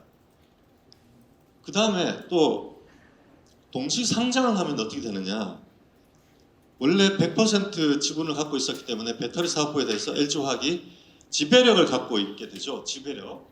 그런데 동시 상장을 하면은 이사회가 독립되기 때문에 이 배터리 사업부가 있는 LG 에너지 솔루션과 LG화학이 서로 각자 독립된 이사회를 구비해 있어야 됩니다. 그게 상장 조건이고요. 어느 나라든지 상장 유지를 하려면은 그 기업의, 상장된 그 기업의 이사회는 대주주와 모회사로부터 독립된 이사회를 갖고 있어야 한다라는 것이 어떤 나라에도 다 이사회의 독립성 조건으로, 상장 조건으로 다 들어가 있습니다. 한국도 마찬가지고, 가장 엄격한 나라가 미국 뉴욕 증시죠. 뉴욕 증시는 굉장히 엄격하게 따지고 있는데, 이렇게 되면은 이 LG화학의 LG 에너지 솔루션에 대한 이 지배력이 없어지고 보통주의 지위로 내려가게 돼요. 그래서 LG화학이 갖고 있는 LG 에너지 솔루션에 대한 지분 가치가 지배력이 훼손되면서 약 80% 정도의 디스카운트를 받게 됩니다.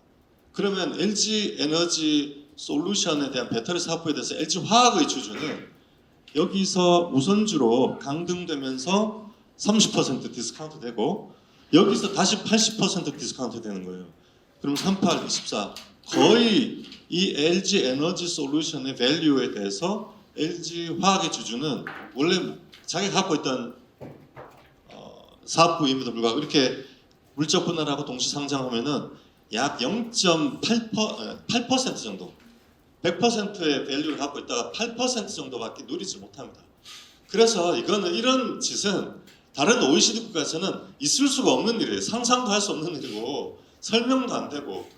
그런데 한국에서는 이런 일을 버젓이하고도 이걸 막아내지 못한다면 이건 문명국가 아니다, 법치국가 아니다 이렇게 말씀을 드시고, 이거는 나중에 LG화학, LG에너지솔루션의 이사회와 대주주가 좀 생각을 하셔서 LG에너지솔루션이 나중에 성숙기에 이르러서 배당 가능 이익이 많이 산에 축적이 되면은 그걸 전부 LG화학으로 70% 이상 이전을 하고 그 배당 가능 이익은 주주에게, LG화학 주주에게 전부 주주 환원하겠다고 약속을 하셔야 돼요. 빨리 약속을 하시면은 LG에너지솔루션의 밸류, 지분 가치가 LG화학에 그대로 온전히 반영이 될 것이고, 그 약속만 해도 LG화학은 지금보다 시가총액이 2배로 올라갈 걸로 확신하고 있습니다.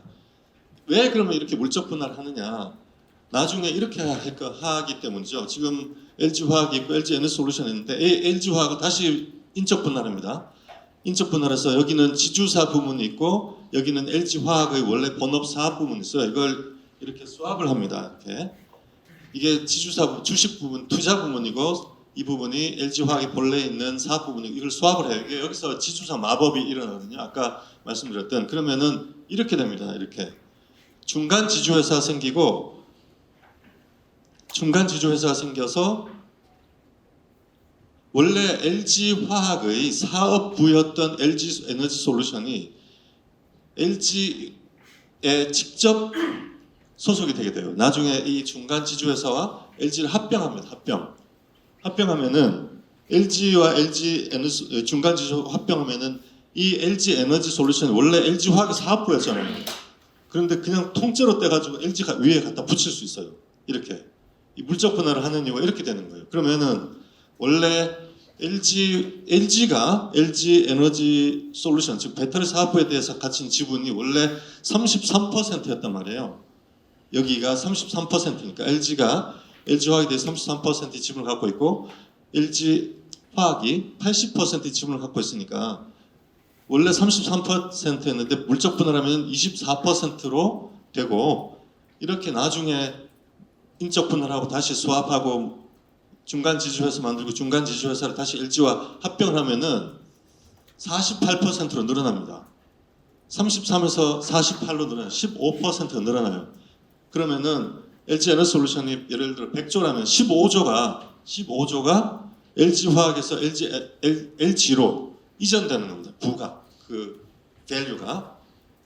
이렇게 하려고 인적 분할을 하지 않고 물적 분할을 했다라고 저희는 추측하고 있고요. 나중에 이제 LG가 어떻게 하는지 한번 두고 보시죠. 그래서 이런 부분들을 막아야 된다. 이건 그냥 시간 관계상 넘어가겠습니다. 그래서 이런 일들이 일어나면은 주주 권리가 심각하게 훼손되기 때문에 그런 주주 가치를 훼손을 막고, 그래서 주주 가치와 기업 가치를 일치시키는 이사회를 독립성을 회복시켜야 하는 그 과제로 8가지 입법을 제안드리고 있습니다. 네, 이상입니다. 네.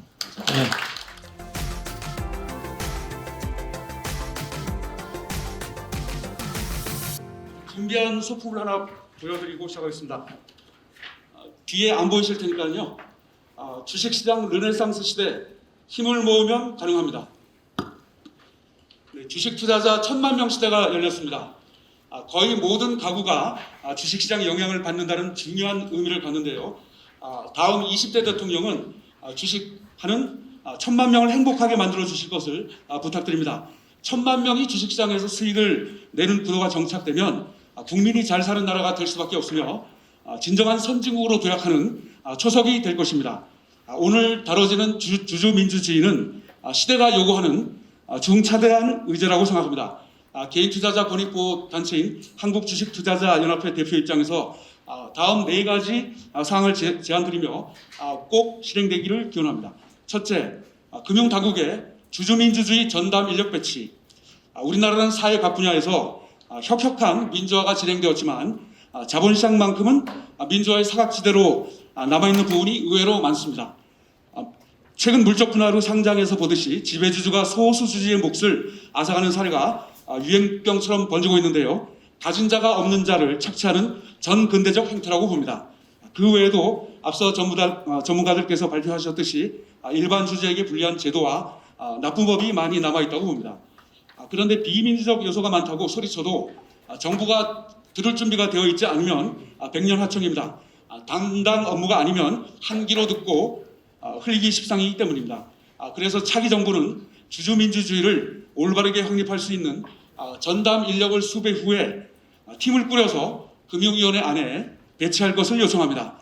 주주민주주의를 확립하는 업무만 수행하면서 자본시장 곳곳에 숨어있는 불공정과 불평등 요소를 샅샅이 찾아내고 사회적 논의로 확산시킨 다음에 개혁을 해주시기 바랍니다. 소요 예산 대비 국민 경제에 미치는 플러스 효과는 아마도 수만 배 이상 되리라고 확신합니다. 둘째, 개인 투자자 보호 전담 조직 신설. 우리 주식시장은 개인 투자자 사이에서 기울어진 운동장 그리고 외국인 전자동 현금 인출기라는 불명예스러운 이름으로 지칭되고 있는데요. 외국인과 기관이 체력이 약한 개인 투자자들을 손쉬운 먹잇감으로 여기는 환경이 어느 정도 고착화된 때문이라고 봅니다. 주식시장에서 아마추어인 개인이 프로인 외국인과 기관을 상대로 우위를 점한다는 것은 상당히 불가능한 일입니다. 주요 국가 중 우리나라는 개인 투자자 비중이 상당히 높아 우리나라 주식시장 거래량의 3분의 2 가량을 차지하는 사실상 1대 주주입니다만 수익을 내는 비율은 10% 내외라고 알려지고 있습니다. 개인의 실력 문제가 가장 큰 원인이겠지만 그 외에도 금융당국이 개인 투자자 보호에 소극적이어서 무방비로 위험에 노출된 것도 주된 이유 중 하나라고 생각합니다.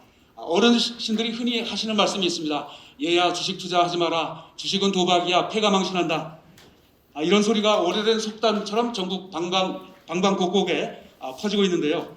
실제 개인 투자자들은 오랫동안 주식 투자로 인해서 천문학적인 피해를 입고 있습니다. 정부가 방관자 입장을 유지한 사이에요. 부탁드립니다. 정부는 주식시장에서 세금만 거둘 게 아니라 지금부터라도 참여자 간의 불공정한 룰을 찾아서 제거함으로써 개인 투자자의 일방적 피해가 지속되는 것을 개선해 주시기 바랍니다. 사회적 약자를 보호하는 것은 시대가 필요로 하는 공정입니다. 늦었지만 정부는 자국민인 1000만 개인 투자자를 위한 보호막을 설치해줘야 할 때입니다. 기업에 비유하자면 외국인과 기관 투자자는 대기업이고 개인 투자자는 중소기업 내지 영세 소상공인입니다. 26년 전인 1996년에 중소기업을 보호하기 위한 중소기업청이 설립되었고 2017년에는 중소벤처기업으로 승격되었는데요. 그 설립 및 운영 취지를 벤치마킹해서 약자인 1000만 개인 투자자 보호를 목적으로 하는 조직을 기존 금융당국 안에 신설을 할 것을 강력히 제안합니다. 예산은 그리 많이 들지 않을 것이며 비용 대비 효과는 상상을 초월할 것입니다. 1000만 개인 투자자들이 주식시장에서 안심하고 투자해 수익을 낸다면 진정한 선진국으로 도약하는 기폭제로 작용할 것이며 개인, 가계, 자영업자와 기업 그리고 실물 경제와 국가, 공이 플러스 효과를 거두는 선순환 생태계가 구축됩니다. 너무나 좋은 것 아닙니까? 개인 투자자 피해를 줄이기 위해서는 장기적으로 직접 투자를 좀 줄이고 간접 투자를 늘리는 방안도 검토가 필요하다고 봅니다. 셋째, 공매도 계좌 수익 조사로 불공정 공매도 논란 잠재우기. 요즘 주식시장에서 선진국 지수로 불리는 MSCI 편입을 두고 의견이 분분한데요. 편입이 되면 오히려 외국인 자금이 대량으로 순유출된다는 지적을 제외하고도 공매도 전면 재개를 조건으로 내세우는 MSCI 편입은 약간은 시기상조라고 봅니다. 공매도는 개인 투자자 손실을 초래하는 가장 큰 원성의 대상이며 비민주적인 제도라고 봅니다만 대선 후보 공약 중 제도 개혁은 아직 미진한 상태입니다. 한편은 차기 대통령께서 다음 6가지 공매도 제도 개혁을 반드시 추진해 주시기를 간곡히 부탁드립니다. 1. 공매도 의무 상한 기한을 90일로 통일. 2. 담보 비율을 미국처럼 140% 이상으로 통일. 3. 무차익 공매도 당일 적발 시스템 구축. 4. 종목별로 공매도 총량제 도입. 5. 미국처럼 기관 외국인 증거음 법제화. 6. 불법 공매도의 영업 정지 등 처벌 강화입니다.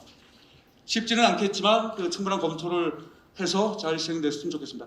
마지막으로 거기에 더해서 공매도 주체의 도우미로 주가 결정에 관여한다는 의심을 받고 있는 시장 조성자 제도에 대한 정밀 실태 조사 후 전면 개편 또는 폐지되기를 희망합니다. 공매도에는 다 아시듯 역기능과 순기능이 존재하는데요. 기찻길 평행선처럼 팽팽한 논란만 이어지고 있습니다. 언제까지 소모적 논쟁이 계속되어야 할까요? 개인 투자자와 금융당국 간의 공매도 역기능과 순기능에 대한 오랜 논쟁을 끝내야 됩니다. 방법은 아주 간단합니다. 작년 1월 한양대 교수팀이 5년간 통계를 조사한 논문에 공매도 주체의 수익이 개인 투자자 대비 39배라는 충격적인 결과를 내놓았는데요.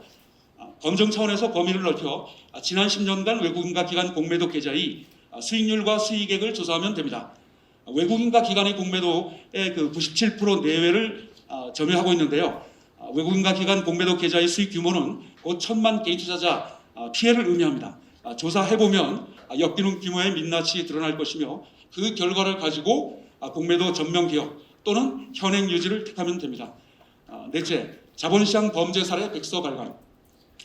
지난 2월 18일 서울고등법원은 옵티머스 자산운용 대표의 항소심에서 조직적인 금융사기 범죄가 사회에 너무나 큰 해악을 끼쳤다는 이유로 1심에서 구형한 25년형보다 무려 15년이 늘어난 40년형의 중형을 선고했는데요.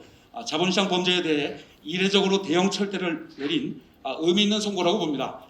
자본시장 범죄 건수가 나날이 증가하고 진화되어 투자자 피해 규모가 폭증하는데 이제는 사후 약방문을 멈추고 예방을 우선해야 합니다. 자본시장의 민생 파괴 범죄를 막기 위해서는 기존 범죄 사례를 분석해 문제점을 도출하고 상시 점검을 통해 범죄의 싹을 사전에 제거, 예방하는 것이 무엇보다도 중요합니다. 그래서 제안합니다.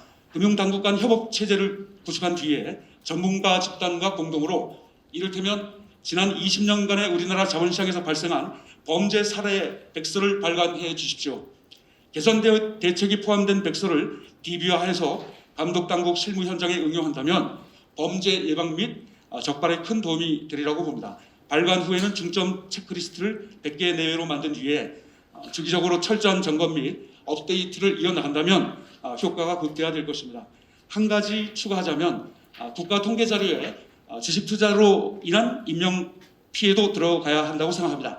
유사 일에 집계된 적이 없는데요. 피해 규모를 특정해야 개선하기 쉽기 때문입니다. 투자 실패는 물론 본인 탓이 크지만 외부 요인에 의한 경제적 타살인 경우도 굳이 있겠습니다.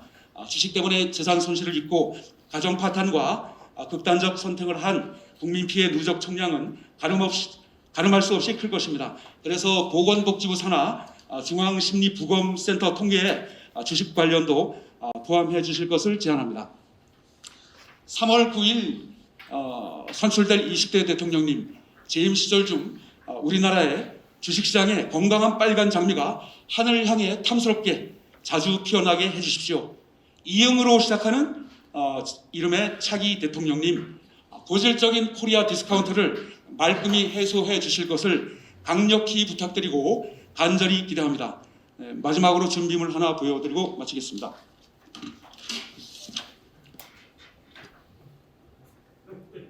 국민이 부자 되는 공정한 주식시장 한태현이 앞장서겠습니다. 고맙습니다.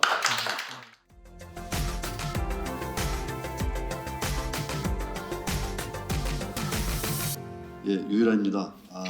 별로 이렇게 내세울 게 없는 사람인데 기자 생활 한참 할 때 이제 증권부 기자 생활을 좀 오래 했고요. 당시에서 이제 지금 금융위 분들하고 해서 많이 했던 것 중에 하나가 이제 액면 분할, 그래서 이제 삼성전자 액면 분할 하는데 좀 그때 좀 열심히 기사를 썼던 것 같고, 또 한 번은 이제 가격 제한폭을 우리 좀 쪽팔리게 우리만 뭐 10% 15% 이게 뭐냐, 딴 나라는 없는데 지금 뭐 서구 주식시장은 가격 제한폭이 없지 않습니까? 그래서 이거 좀 없애야 된다 이런 주장을 많이 했던 것 같은데 저 최소한 50% 정도로 확대하자 했는데 30%로 이렇게 확대된 기억이 있습니다. 그러다가 이제 조용히 지내고 있는데 그러다가 보니까 뭐 분할, 뭐 합병 여러 가지 이런 자본 거래들 제가 보니까 너무나 많이 일어나더라고요. 근데 그 속에서 가장 크게 이제 뭐랄까 발림을 당한다고 해야 될까요? 이제 여기 계신 분들은 어느 정도 이제 공감을 할 텐데 많은 분들이 아직도 이제 투자자신 분들도 그렇고 그 심각성을 잘 모르는 것 같아서 안타깝기도 한데 그럴 일이 너무 많아지는 것 같고 그게 크게 대유행을 하더라. 근데 가뜩이나 이제 코로나19 터지면서 주식시장은 거의 폐인 상태로 왔었고 그 두 가지 맞물려 가지고 어떤 세계 3대 연금이라고 하는 국민연금이 좀 위기에 처한 거 아니냐 그런 문제의식을 좀 강하게 가지고 있었습니다.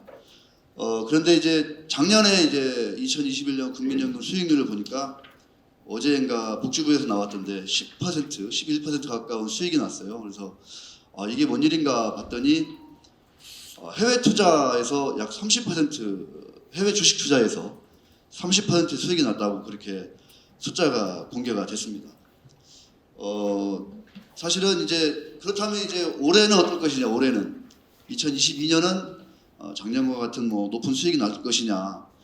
올해 1월, 2월 해외 주식 엄청나게 망가졌잖아요. 아마 국민연금 올해 수익은 아마 명확하다 이런 생각이 들고 국민연금 이제 가입자로서 뭐 지킴이라고 거창하게 불리기보다는 가입자로서 내가 나의 노후 대비의 어떤 중요한 원천인 국민연금이 잘 보호되고 또 그 기금이 잘 불어났으면 좋겠다 그런 뭐 바람을 가지고 좀 몇 가지 조사를 해봤습니다.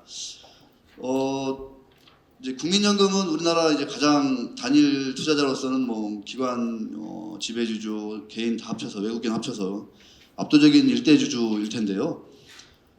주주로서 갖는 권리는 크게 이제 뭐 재산권, 그 다음에 이제 의결권. 근데 저는 이제 의결권을 중심으로 한 표를 행사할 수 있는 권리 주주총회에서 당장 이제 3월 또 이제 정기 주주총회 시즌 아니겠습니까? 근데 아쉽게도 이제 이맘때 되면은 이제 재계단체도 그렇고 여러 이제 매체들도 그렇고 국민연금이 왜 주총장이 와가지고 이래라 저래라 간섭하느냐, 뭐 심지어 연금 사회주의 이런 얘기도 나오고 어김없이 올해도 그런 것 같습니다. 재계단체에서는 뭐 그런 얘기들 계속 지금 분위기를 조성하는 것 같고요. 근데 저는 이제 그렇게 생각하지 않고 국민연금의 보호, 기금 보호와 어떤 뭐 기금의 어떤 증식 이런 것 차원에서 의결권을 잘 행사해서 그런 본연의 국민연금 기금운용본부가 갖고 있는 주어진 그런 책무를 다했으면 좋겠다 이런 취지에서 몇 가지 좀 사례를 비교해보고 뭐 좀 짚어보도록 하겠습니다. 그 국내 상장사들 이제 의결권 행사에 대해서도 이제 국민연금은 공시를 하고 있습니다. 그래서 얼마 전 보니까 A 상장사 이제 임원 선임 3분 이사 선임한다고 떴던데 100% 다 찬성했습니다. 찬성했고 그런데 그 A 상장사는 장기적인 뭐 20년 동안의 주가 수익률이 매우 부진했고 주주 환원이 매우 또 약했습니다. 그래서 시가총액보다 더 많은 현금을 가지고 있는 대표적인 상장사였는데 아쉽게도 국민연금은 그냥 찬성했습니다. 그러다 보니까 일부 이제 기관 투자가 해외 기관 투자가가 반대를 했던 모양이에요. 그래서 이번 주총 때 주주 제안을 했습니다. 회사가 얘기한 배당금보다 100% 배당금을 늘려라 이런 식으로 주장을 했었는데 주총 때 어떻게 될지 봐야 될 것 같은데요. 아마 국민연금은 과연 그런 주주 제안에 대해서 찬성을 할지 아니면 회사 입장에 찬성을 할지 한 번 더 지켜봐야 될 것 같습니다. 이 국민연금의 의결권 행사가 도마에 오른 거는 참 어제 오늘이 아닙니다. 재계단체에서는 너무 과도한 간섭이라고 그러고 또 일부 시민단체에서는 무슨 소리냐 국민연금이 당연히 주주로서 의결권 행사하는 건 마땅한 일인데 이렇게 맞서고 있는데요. 몇 가지 좀 사례를 한번 좀 나열해 보도록 하겠습니다. 작년에 특히 이제 아주 큰 이슈가 이제 말씀하신 것처럼 많이 말씀하셨지만 기업 분할이죠. SK텔레콤 인적 분할이 있었는데 국민연금 찬성했습니다. SKT 장기적인 주가가 상당히 좀 지지부진한 대표적인 큰 주식이죠. 대형주인데 국민연금은 2대 주주죠. 찬성했습니다. 메일유업 뭐 이런 중견기업들 물적 분할 찬성입니다. 메일유업 홀딩스랑 이렇게 인적 분할된 이후로 뭐 전후로 해서 그 장기간의 주가 움직임 보면 참 그렇게 긍정적이지 않습니다. 그런데 찬성입니다. 얼마 전에 이제 포스코 부적 분할 이것도 시끄러웠죠. 국민연금이 어떻게 할 건가? 역시 찬성했습니다. 포스코 주가 흐름이 장기간 안 좋았고요. 또 하나 뭐 세계적인 경쟁력을 갖고 있는 그런 최강인사임에도 불구하고 안 좋았는데 국민연금은 뭐 찬성을 했습니다. 무적분할에 대해서. 그러고 나니까 이제 이 지주회사를 서울에 두지 말고 이제 포항에 둬야 된다. 이러면서 이제 포항시에서 시민단체들이 서명운동하고 들고 나섰습니다. 이런 것들을 보면 국민연금의 이 의결권 행사의 방향이랄까요? 중심이 무엇이 돼야 될 것인지 저는 여러 가지 케이스 스터디를 해보니까 그냥 국민연금으로서 그냥 수익률 제고를 중심에 두고 의결권 행사를 하는 게 맞지 않느냐. 그 외에 다른 것들이 개입하는 순간 여러 가지 정치적인 그런 이슈들이라든가 그런 움직임에 휘말릴 수밖에 없다. 이건 주주가 최선으로 귀결될 수밖에 없다. 이런 잠재적인 결론을 내렸습니다. 돌이켜 보면 한직할 경영권 분쟁 아마 이제 다 이제 벌써 또 이제 잊혀질 만한 그런 이슈가 아닌가 싶은데요. 당시에 이제 그 2020년 3월이었죠. 조원태 회장 선임에 대해서 찬성을 했습니다. 국민연금이. 그러고 나서 1년 뒤인 대한항공 이제 사내이사 선임에 대해서는 역시 조원태 이사의 선임에 대해서 반대를 했습니다. 중심이 없는 거죠. 그러다 보니까 뒷말도 부성했고 도대체 기준이 뭐냐. 그러니까 수익률을 중심에 두지 않은 이런저런 의결권 행사를 하다 보니까 국민연금의 어떤 신뢰도랄까 이런 것들이 많이 좀 떨어지는 것 같습니다. 자 이제 그렇다면 그 캘펄스라고 하는 이제 캘리포니아 연금의 공무원 연금의 의결권 행사를 한번 제가 쭉 여기에 적어놨습니다. 읽어보시면 크게 어렵지 않아서 말씀드릴 수 있을 것 같고 맥도날드라든가 엑스모빌이라든가 뭐 BP, BHP 여러 가지 그 내노라하는 회사들에 대해서 캘리포니아 국민연금은 매우 다양한 의견을 주총에서 제시하고 또 실제로 의결권 행사를 하고 있는데요. 지금도 하고 있고 과거에도 했습니다. 중심은 주주가치 제고입니다. 장기적인 주주가치 제고를 위해서 제가 쭉 적어놨습니다. 이사 선임이 타당한 건지, 이사의 보수가 타당한 건지, 그다음에 성차별이라든가 인종차별 이런 것들은 없는 건지, 그다음에 요새 이슈가 되고 있는 환경정책, 특히 탄소 배출 관련해서 그런 것들은 문제가 없는 건지 매우 적극적으로 의견을 개진하면서 보팅을 하고 있었던 것으로 좀 확인이 되고 있습니다. 상당히 많이 다른 얘기고요. 분할 이런 얘기는 뭐 거의 미국의 상장사에서는 뭐 찾아볼 수가 없는 그런 실정이었습니다.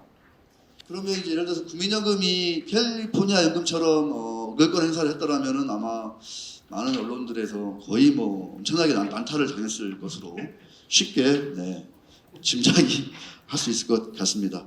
사실 이제 2020년 3월에 그 한직할 주총 때 조원태 회장 선임 두고 국내 많은 언론들이 압도적으로 사실은 국민연금이 조 회장을 지지해야 된다. 뭐 이런 얘기들을 많이 썼던 그런 기억이 납니다. 국민연금이 오래오래 잘 보호되려면 언론 역할이 더없이 중요하다. 이런 생각도 사실 해봤습니다. 캘리포니아 연금 같은 경우에는요, 우리가 잘 아는 그 워런 버핏, 버크셔 해서웨이 주총 때도 과감하게 반대표 던집니다. 이유가 딱 하나예요. 너무나 이사들이 장기적으로 연임을 하고 있다. 이런 것들이 주주의 장기적인 가치 제고에 도움이 되지 않는다. 이런 식으로 얘기하면서 과감하게 뭐 아주 쉽게 아주 시플하게 반대 의견을 표하고 있음을 알 수 있습니다.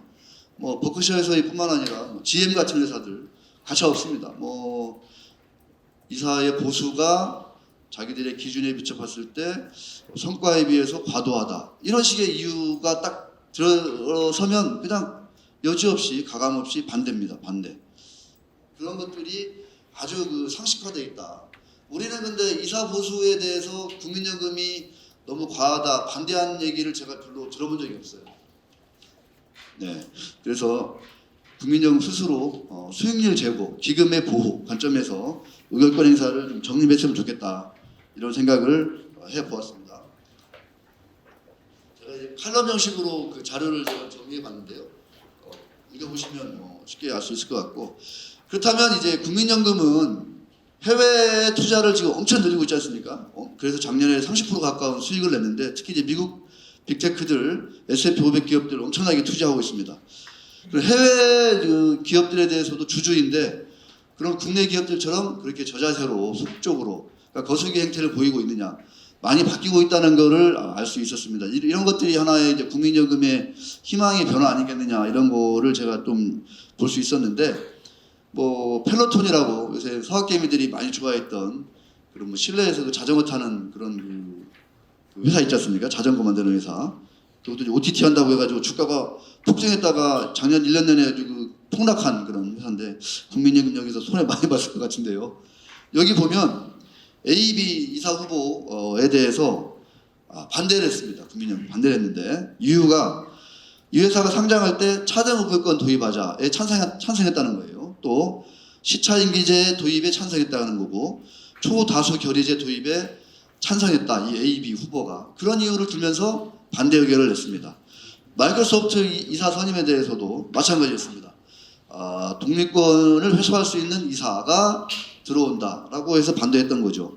테슬라 국민연금 많이 가지고 있지 않습니까? 알고 있는 것처럼 루퍼드 머독 차남이 머스크하고 앨런 머스크하고 좀 친하잖아요. 이 양반이 사회이사로 들어오면 어떻게 견제할 수 있느냐. 머스크가 지금 상당히 담보도 많이 잡고 있고 행보도 좀 상당히 좀 돌출적인 언행을 많이 하는데 역시 반대했습니다. 이런 것들이 내가 국민연금으로서 테슬라의 주주인데 불안하다는 거죠. 장기적인 그 앞날을 내다봤을 때. 이런 식으로 국민연금도 물론 이제 ISS 같은 자문기구의 도움도 받겠지만 많이 변화를 하고 있는 것을 알 수 있고 이런 그 움직임이 국내 상장사들에게 많이 유입이 된다면 적용된다면 좀 희망이 있지 않을까 이런 생각을 해봤습니다. 시간 관계상 잠깐 이제 잠정적인 결론을 뭐 짧게 말씀드리면 앞서 말씀드린 것처럼 국민연금은 국내 주식이 아까 연못 속의 공룡이다 뭐 이런 표현도 나왔던 것 같은데요. 해외 투자로 엄청나게 해외 주식 투자를 엄청나게 늘리고 있습니다. 엄청나게 늘리고 있고 25년에 국내 주식 비중이 50%로 는다고 하는데 아마 해외 주식이 얼마나 늘어날지 생각하면 상당히 좀 공포스러울 정도인데요. 하지만 국내 어떤 그 자본시장 환경이나 이런 거 보면 차라리 해외 투자가 가는 게 낫지 않느냐 이런 자괴적인 생각도 들곤 합니다. 패시브 많이 늘리고 있지 않습니까? 그래서 국민연금 패시브 이것도 역시 좀 너무 영혼이 없는 거 아니냐 이래서 아쉬운데 지금 같은 우리 자본시장 규제라든가 거버넌스 그런 룰 생각하면 차라리 패시브가 낫지 않냐 이런 생각도 듭니다. 국민연금뿐만 아니라 사실은 국민연금은 상징적인 거고요. 이런 우리나라 운용사들, 자무사들 보호하고 육성하는 정책을 빨리 지금 강화해야 됩니다. 도입해야 됩니다. 1,000만, 1,500만 동학개미 하는데 유튜브 보면서 직접 투자하는 이런 엄청난 1,000만 개미들 저는 반갑지가 않거든요. 이런 분들이 아주 좋은 운용사라든가 자문사라든가 이런 쪽으로 와야 됩니다. 자기 돈을 그런 데 맡길 수 있어야 되는 거죠. 이런 쪽으로 운용사, 자문사 스스로의 거버넌스도 좀 고치고 기업들의 거버넌스도 고치고 이런 것들이 같이 맞물려 가야 됩니다. 그렇지 않고 지금처럼 1,500만 동학개미 계속 갔다가는 정말 저는 상상하기 싫은 그런 일들도 배제할 수 없다 이런 생각이 듭니다. 상속증여세율 국민연금 가입자로서 상속증여세율 OECD 뭐 최악이라고 하는 상속증여세율 절반으로 낮췄으면 좋겠습니다. 그런 생각이 스터디하면서 많에 들었고 또 하나 이제 대한민국은 또 이제 아까도 말씀 나왔지만은 상장사들 주가가 낮아져야 지배주주들 이해관계에 부합하잖아요. 그래서 금융감독원에 주가 하락을 유도하는 암묵적으로 침묵하는 승인하는 그런 상장사들 타겟해 가지고 조사하는 주가 하락 전담반 이런 것도 하나 좀 저는 이참에 한번 만들었으면 좋겠다 이런 생각을 해봤습니다. 마치겠습니다. 네.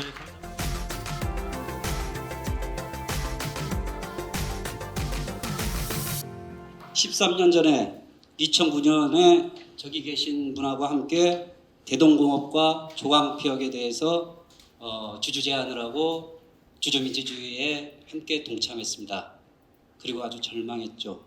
아주 지랄 같은 세상이더라고요. 그 뒤로 저는 절망해갖고 도저히 이 자본시장 희망이 없다. 그래 나 혼자 잘 먹고 잘 살자. 나도 충분히 내가 노력하면 저런 기득권자들의 편에 해서 잘 살 수 있다 라고 13년을 또 잘 살았습니다. 기득권자가 됐습니다. 그러다 보니 우리 존 리 대표가 말씀하신 끔찍한 이야기, 김규식 대표가 말씀하신 어이없는 이야기, 좀 전에 우리 앞에 말씀하신 분들의 공포스럽고 좀비 같은 세상이 펼쳐져 버렸어요. 급기야 우리 20대들이 헬조선을 외치기 시작했습니다. 야수 자본주의가 돼버렸죠. 그 야수 자본주의의 대표적 기업의 하나인 사조산업을 가지고 한번 스터디해 봅시다. 주진우라는 사람이 회장인데 이 사람이 16대 17대 국회의원입니다. 이해창 비서실장을 했죠. 아들이 2명 있는데 차남은 죽고 장남이 경영합니다. 계열사가 대략 한 30개 정도 되는데 4조 원의 자산 가치가 있는 회사가 지금 시가총액이 겨우 2천억밖에 안 됩니다. 지금까지 연기금, 투자가 모두 다 무덤이 됐습니다. 이 주식 매수한 펀드 매니저, 문책 인사로 다 잘렸습니다. 캐슬렉스라는 골프장이 있습니다. 송파에. 대한민국에서 제일 비싼 땅이죠. 거의 평당 1억에 가깝다라고 얘기합니다. 현재 시세. 이 회사를 5천만 원에 분할하고 주주형에게 매도를 합니다. 작년에 합병을 다시, 그러니까 서울과 제주를 분할을 시킨 거죠. 제주에도 이 캐슬렉스가 있습니다. 작년에 합병을 추진을 하다가 소액 주주의 반대에 부딪혀서 철회가 됐습니다. 이 사람이 주지홍이라는 사람이 2014년에 청도 CC를 100% 소유하고 있었습니다. 누적 손실로 아주 회사가 엉망진창이 되었습니다.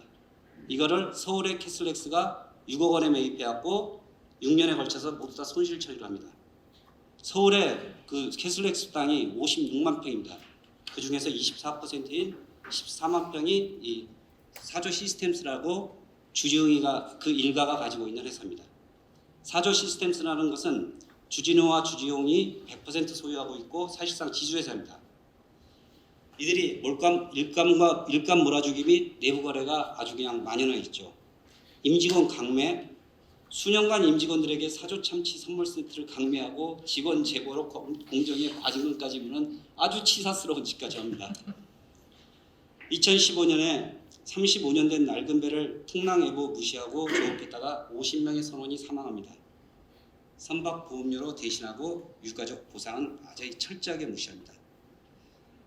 주진우가 주지홍에게 50억을 증여하면서 증여세를 어떻게 내냐면 비상장 주식으로 국세청에 물납을 합니다.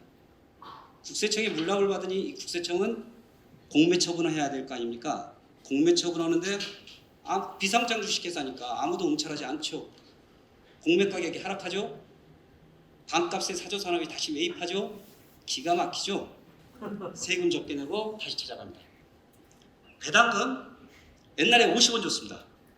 최근에 5년간 평균 배당금이 200원입니다. 시가 배당률이 무려 0.2%밖에 안 되죠. 아까 우리 존 리 대표 앞에서 말씀하신 모든 것들의 아주 종합 선물 세트입니다. 올해 소액 주주가 1,500원 주주 제한을 했습니다. 그렇더니만 인심 후하게 쳐서 300원 배당 결정했습니다. 아주 투자자를 희롱하고 조롱하고 있죠. 이거에 참다 못 참은 우리 소액 주주들 운동이 이 개인 투자자 송종국이라는 분이 앞장서서 소액 주주 21%를 결집시켰습니다. 대단한 일입니다. 위임장 21%를 받는다는 건 거의 불가능한 일인데도 해냈습니다. 그런데 회사가 어떡한 줄 아십니까? 정관 변경해갖고 대주주 3% 쪼개기, 일시적 주식 대여, 아주 그냥 꼼수랑 모두 다 총동원해서 28%를 확보해서 결국 사조산업이 승리합니다. 이 개정상법의 문제점들에 대해서 제가 우리 여기 지금 송종국 대표를 모시고 왔습니다. 우리 송종국 대표님 한번 박수 한번 쳐주십시오. 잠깐만 그 관련해서 좀 더 리얼하게 설명해 주세요. 예, 안녕하세요. 사조산업 소액주주연대 대표 송종국입니다. 그 작년에 주주명부 열람 소송을 2번 해가지고 그 주주명부를 열람했고요. 또 작년 말 기준으로도 지금 현재 주주명부를 열람했고요. 오늘 여기 오기 전에 그 의결권 권유 공시를 했습니다. 그래서 올해도 주총에도 어차피 저희는 이제 대주주와 특수관계인이 57%를 갖고 있기 때문에 이번 주총에서 저희가 뭐 1,500원 배당하라는 게 이제 올해 사조산업이 연결순이익이 536억인데 지금 대주주는 지금 300원만 배당한다는 건 15억만 배당한다는 거거든요. 배당 성향이 3%밖에 안 됩니다. 상장사 평균이 현재 30% 배당 성향을 유지하고 있는데 그 대주주 보면은 거의 뭐 200원, 300원 이런 식으로 해서 거의 지금까지 한 10억에서 15억 수준만 배당을 해왔거든요. 하여튼 그래서 표결에는 진다 하더라도 저희가 언제든지 이렇게 전자위입장을 통해서 그 대주주를 견제할 수 있다는 힘을 좀 보여주기 위해서 계속 의결권 권유를 하고 전자위입장을 통해서 주총에도 참여할 생각입니다. 작년에는 저희가 그 이제 감사위원 그 선임할 때 분리선출 감사위원 선임할 때 대주주 의결권이 3%로 제한을 받거든요. 저희가 작년에 임시주총을 소집을 했는데 그때 당시에 대주주가 그 5개의 주주가 있었기 때문에 다 합쳐봐도 한 4%밖에 안 됐거든요.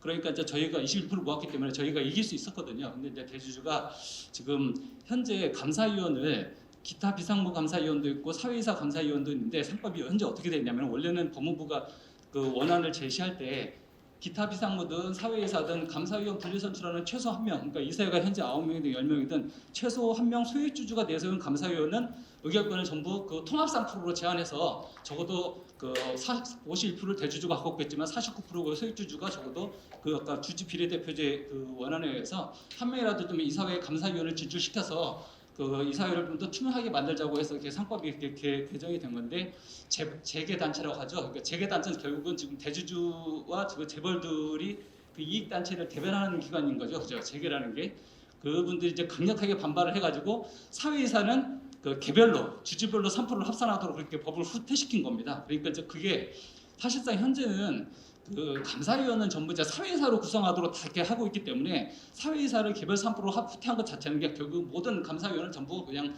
그 3%씩 개별로 합산하게 하면은 사실상 51% 가진 대주주가 3%씩 다 쪼개버리면 이론상으로는 우리가 이길 수 없는 거거든요. 하여튼 저희가 제안할 때 4%밖에 그 다 쪼갠다 하더라도 14%밖에 못 쓰는 상황이었는데 그 주진우 회장이 보니까 그 계열사를 다 3-4개를 동원해가지고 3%씩 더 만든 다음에 또 자기 개인 지분을 또 6%를 그 박창호 문법태라는 사람한테 또 3% 쪼개가지고 결국에는 14% 지분을 28%까지 들렸어요. 그러니까 저희가 21%를 모았지만은 이제 아쉽게 한 6%, 7% 정도 차이로 지게 된 것이죠. 그래서 상당히 비열한 방법이고 이론적으로 다른 상장사에서도 아무리 대주주가 지분이 한 34%, 35% 지분을 가진 회사라 하더라도 이론적으로 3%씩 다 쪼개버리면은 소액주주가 사실 그 제가 이제 21% 모았지만은 상당히 이게 어렵거든요. 그 정도 모으기가. 그러니까 이제 사실 현재 한국의 그런 그 주식시장 자체가 그 주총도 전부 동시에 열리지 않습니까? 그러면은 뭐 그 우리가 이제 주총장에 직접 참여를 못 하잖아요. 실제로 참여하는 그 주주 숫자는 0.1에서 2%고 지분율은 한 1, 2%밖에 안 되거든요.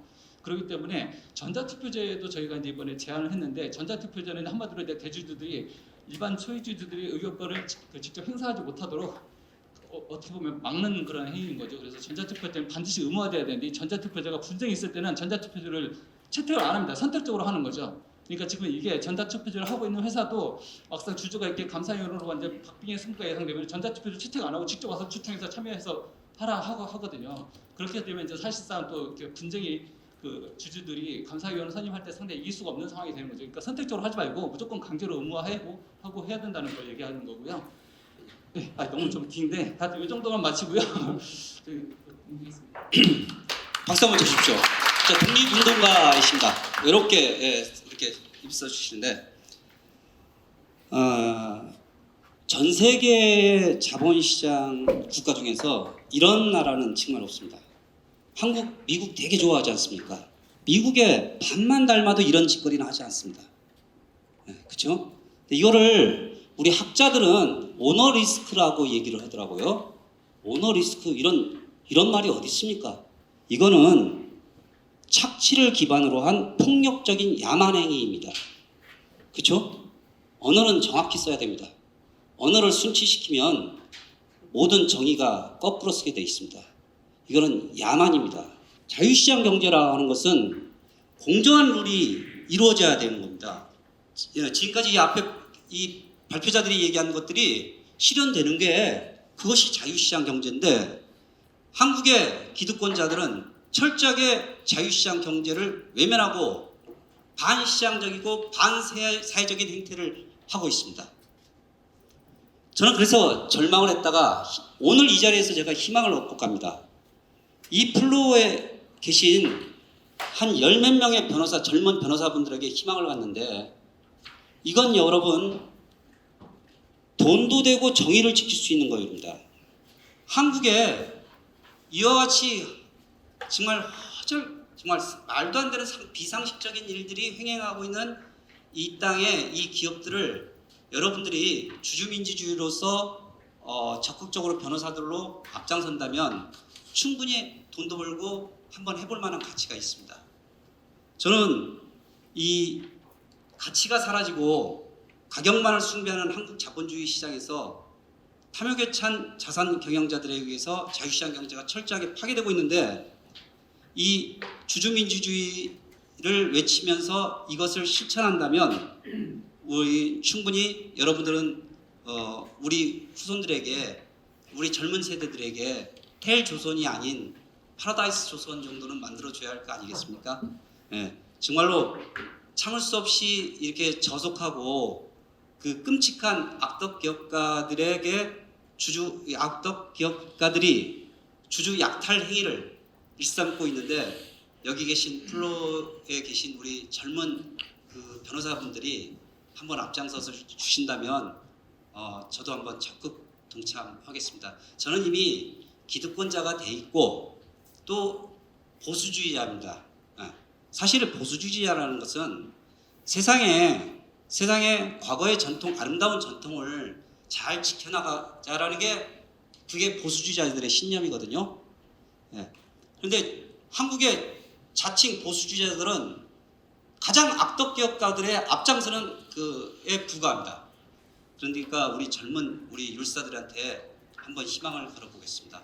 감사합니다.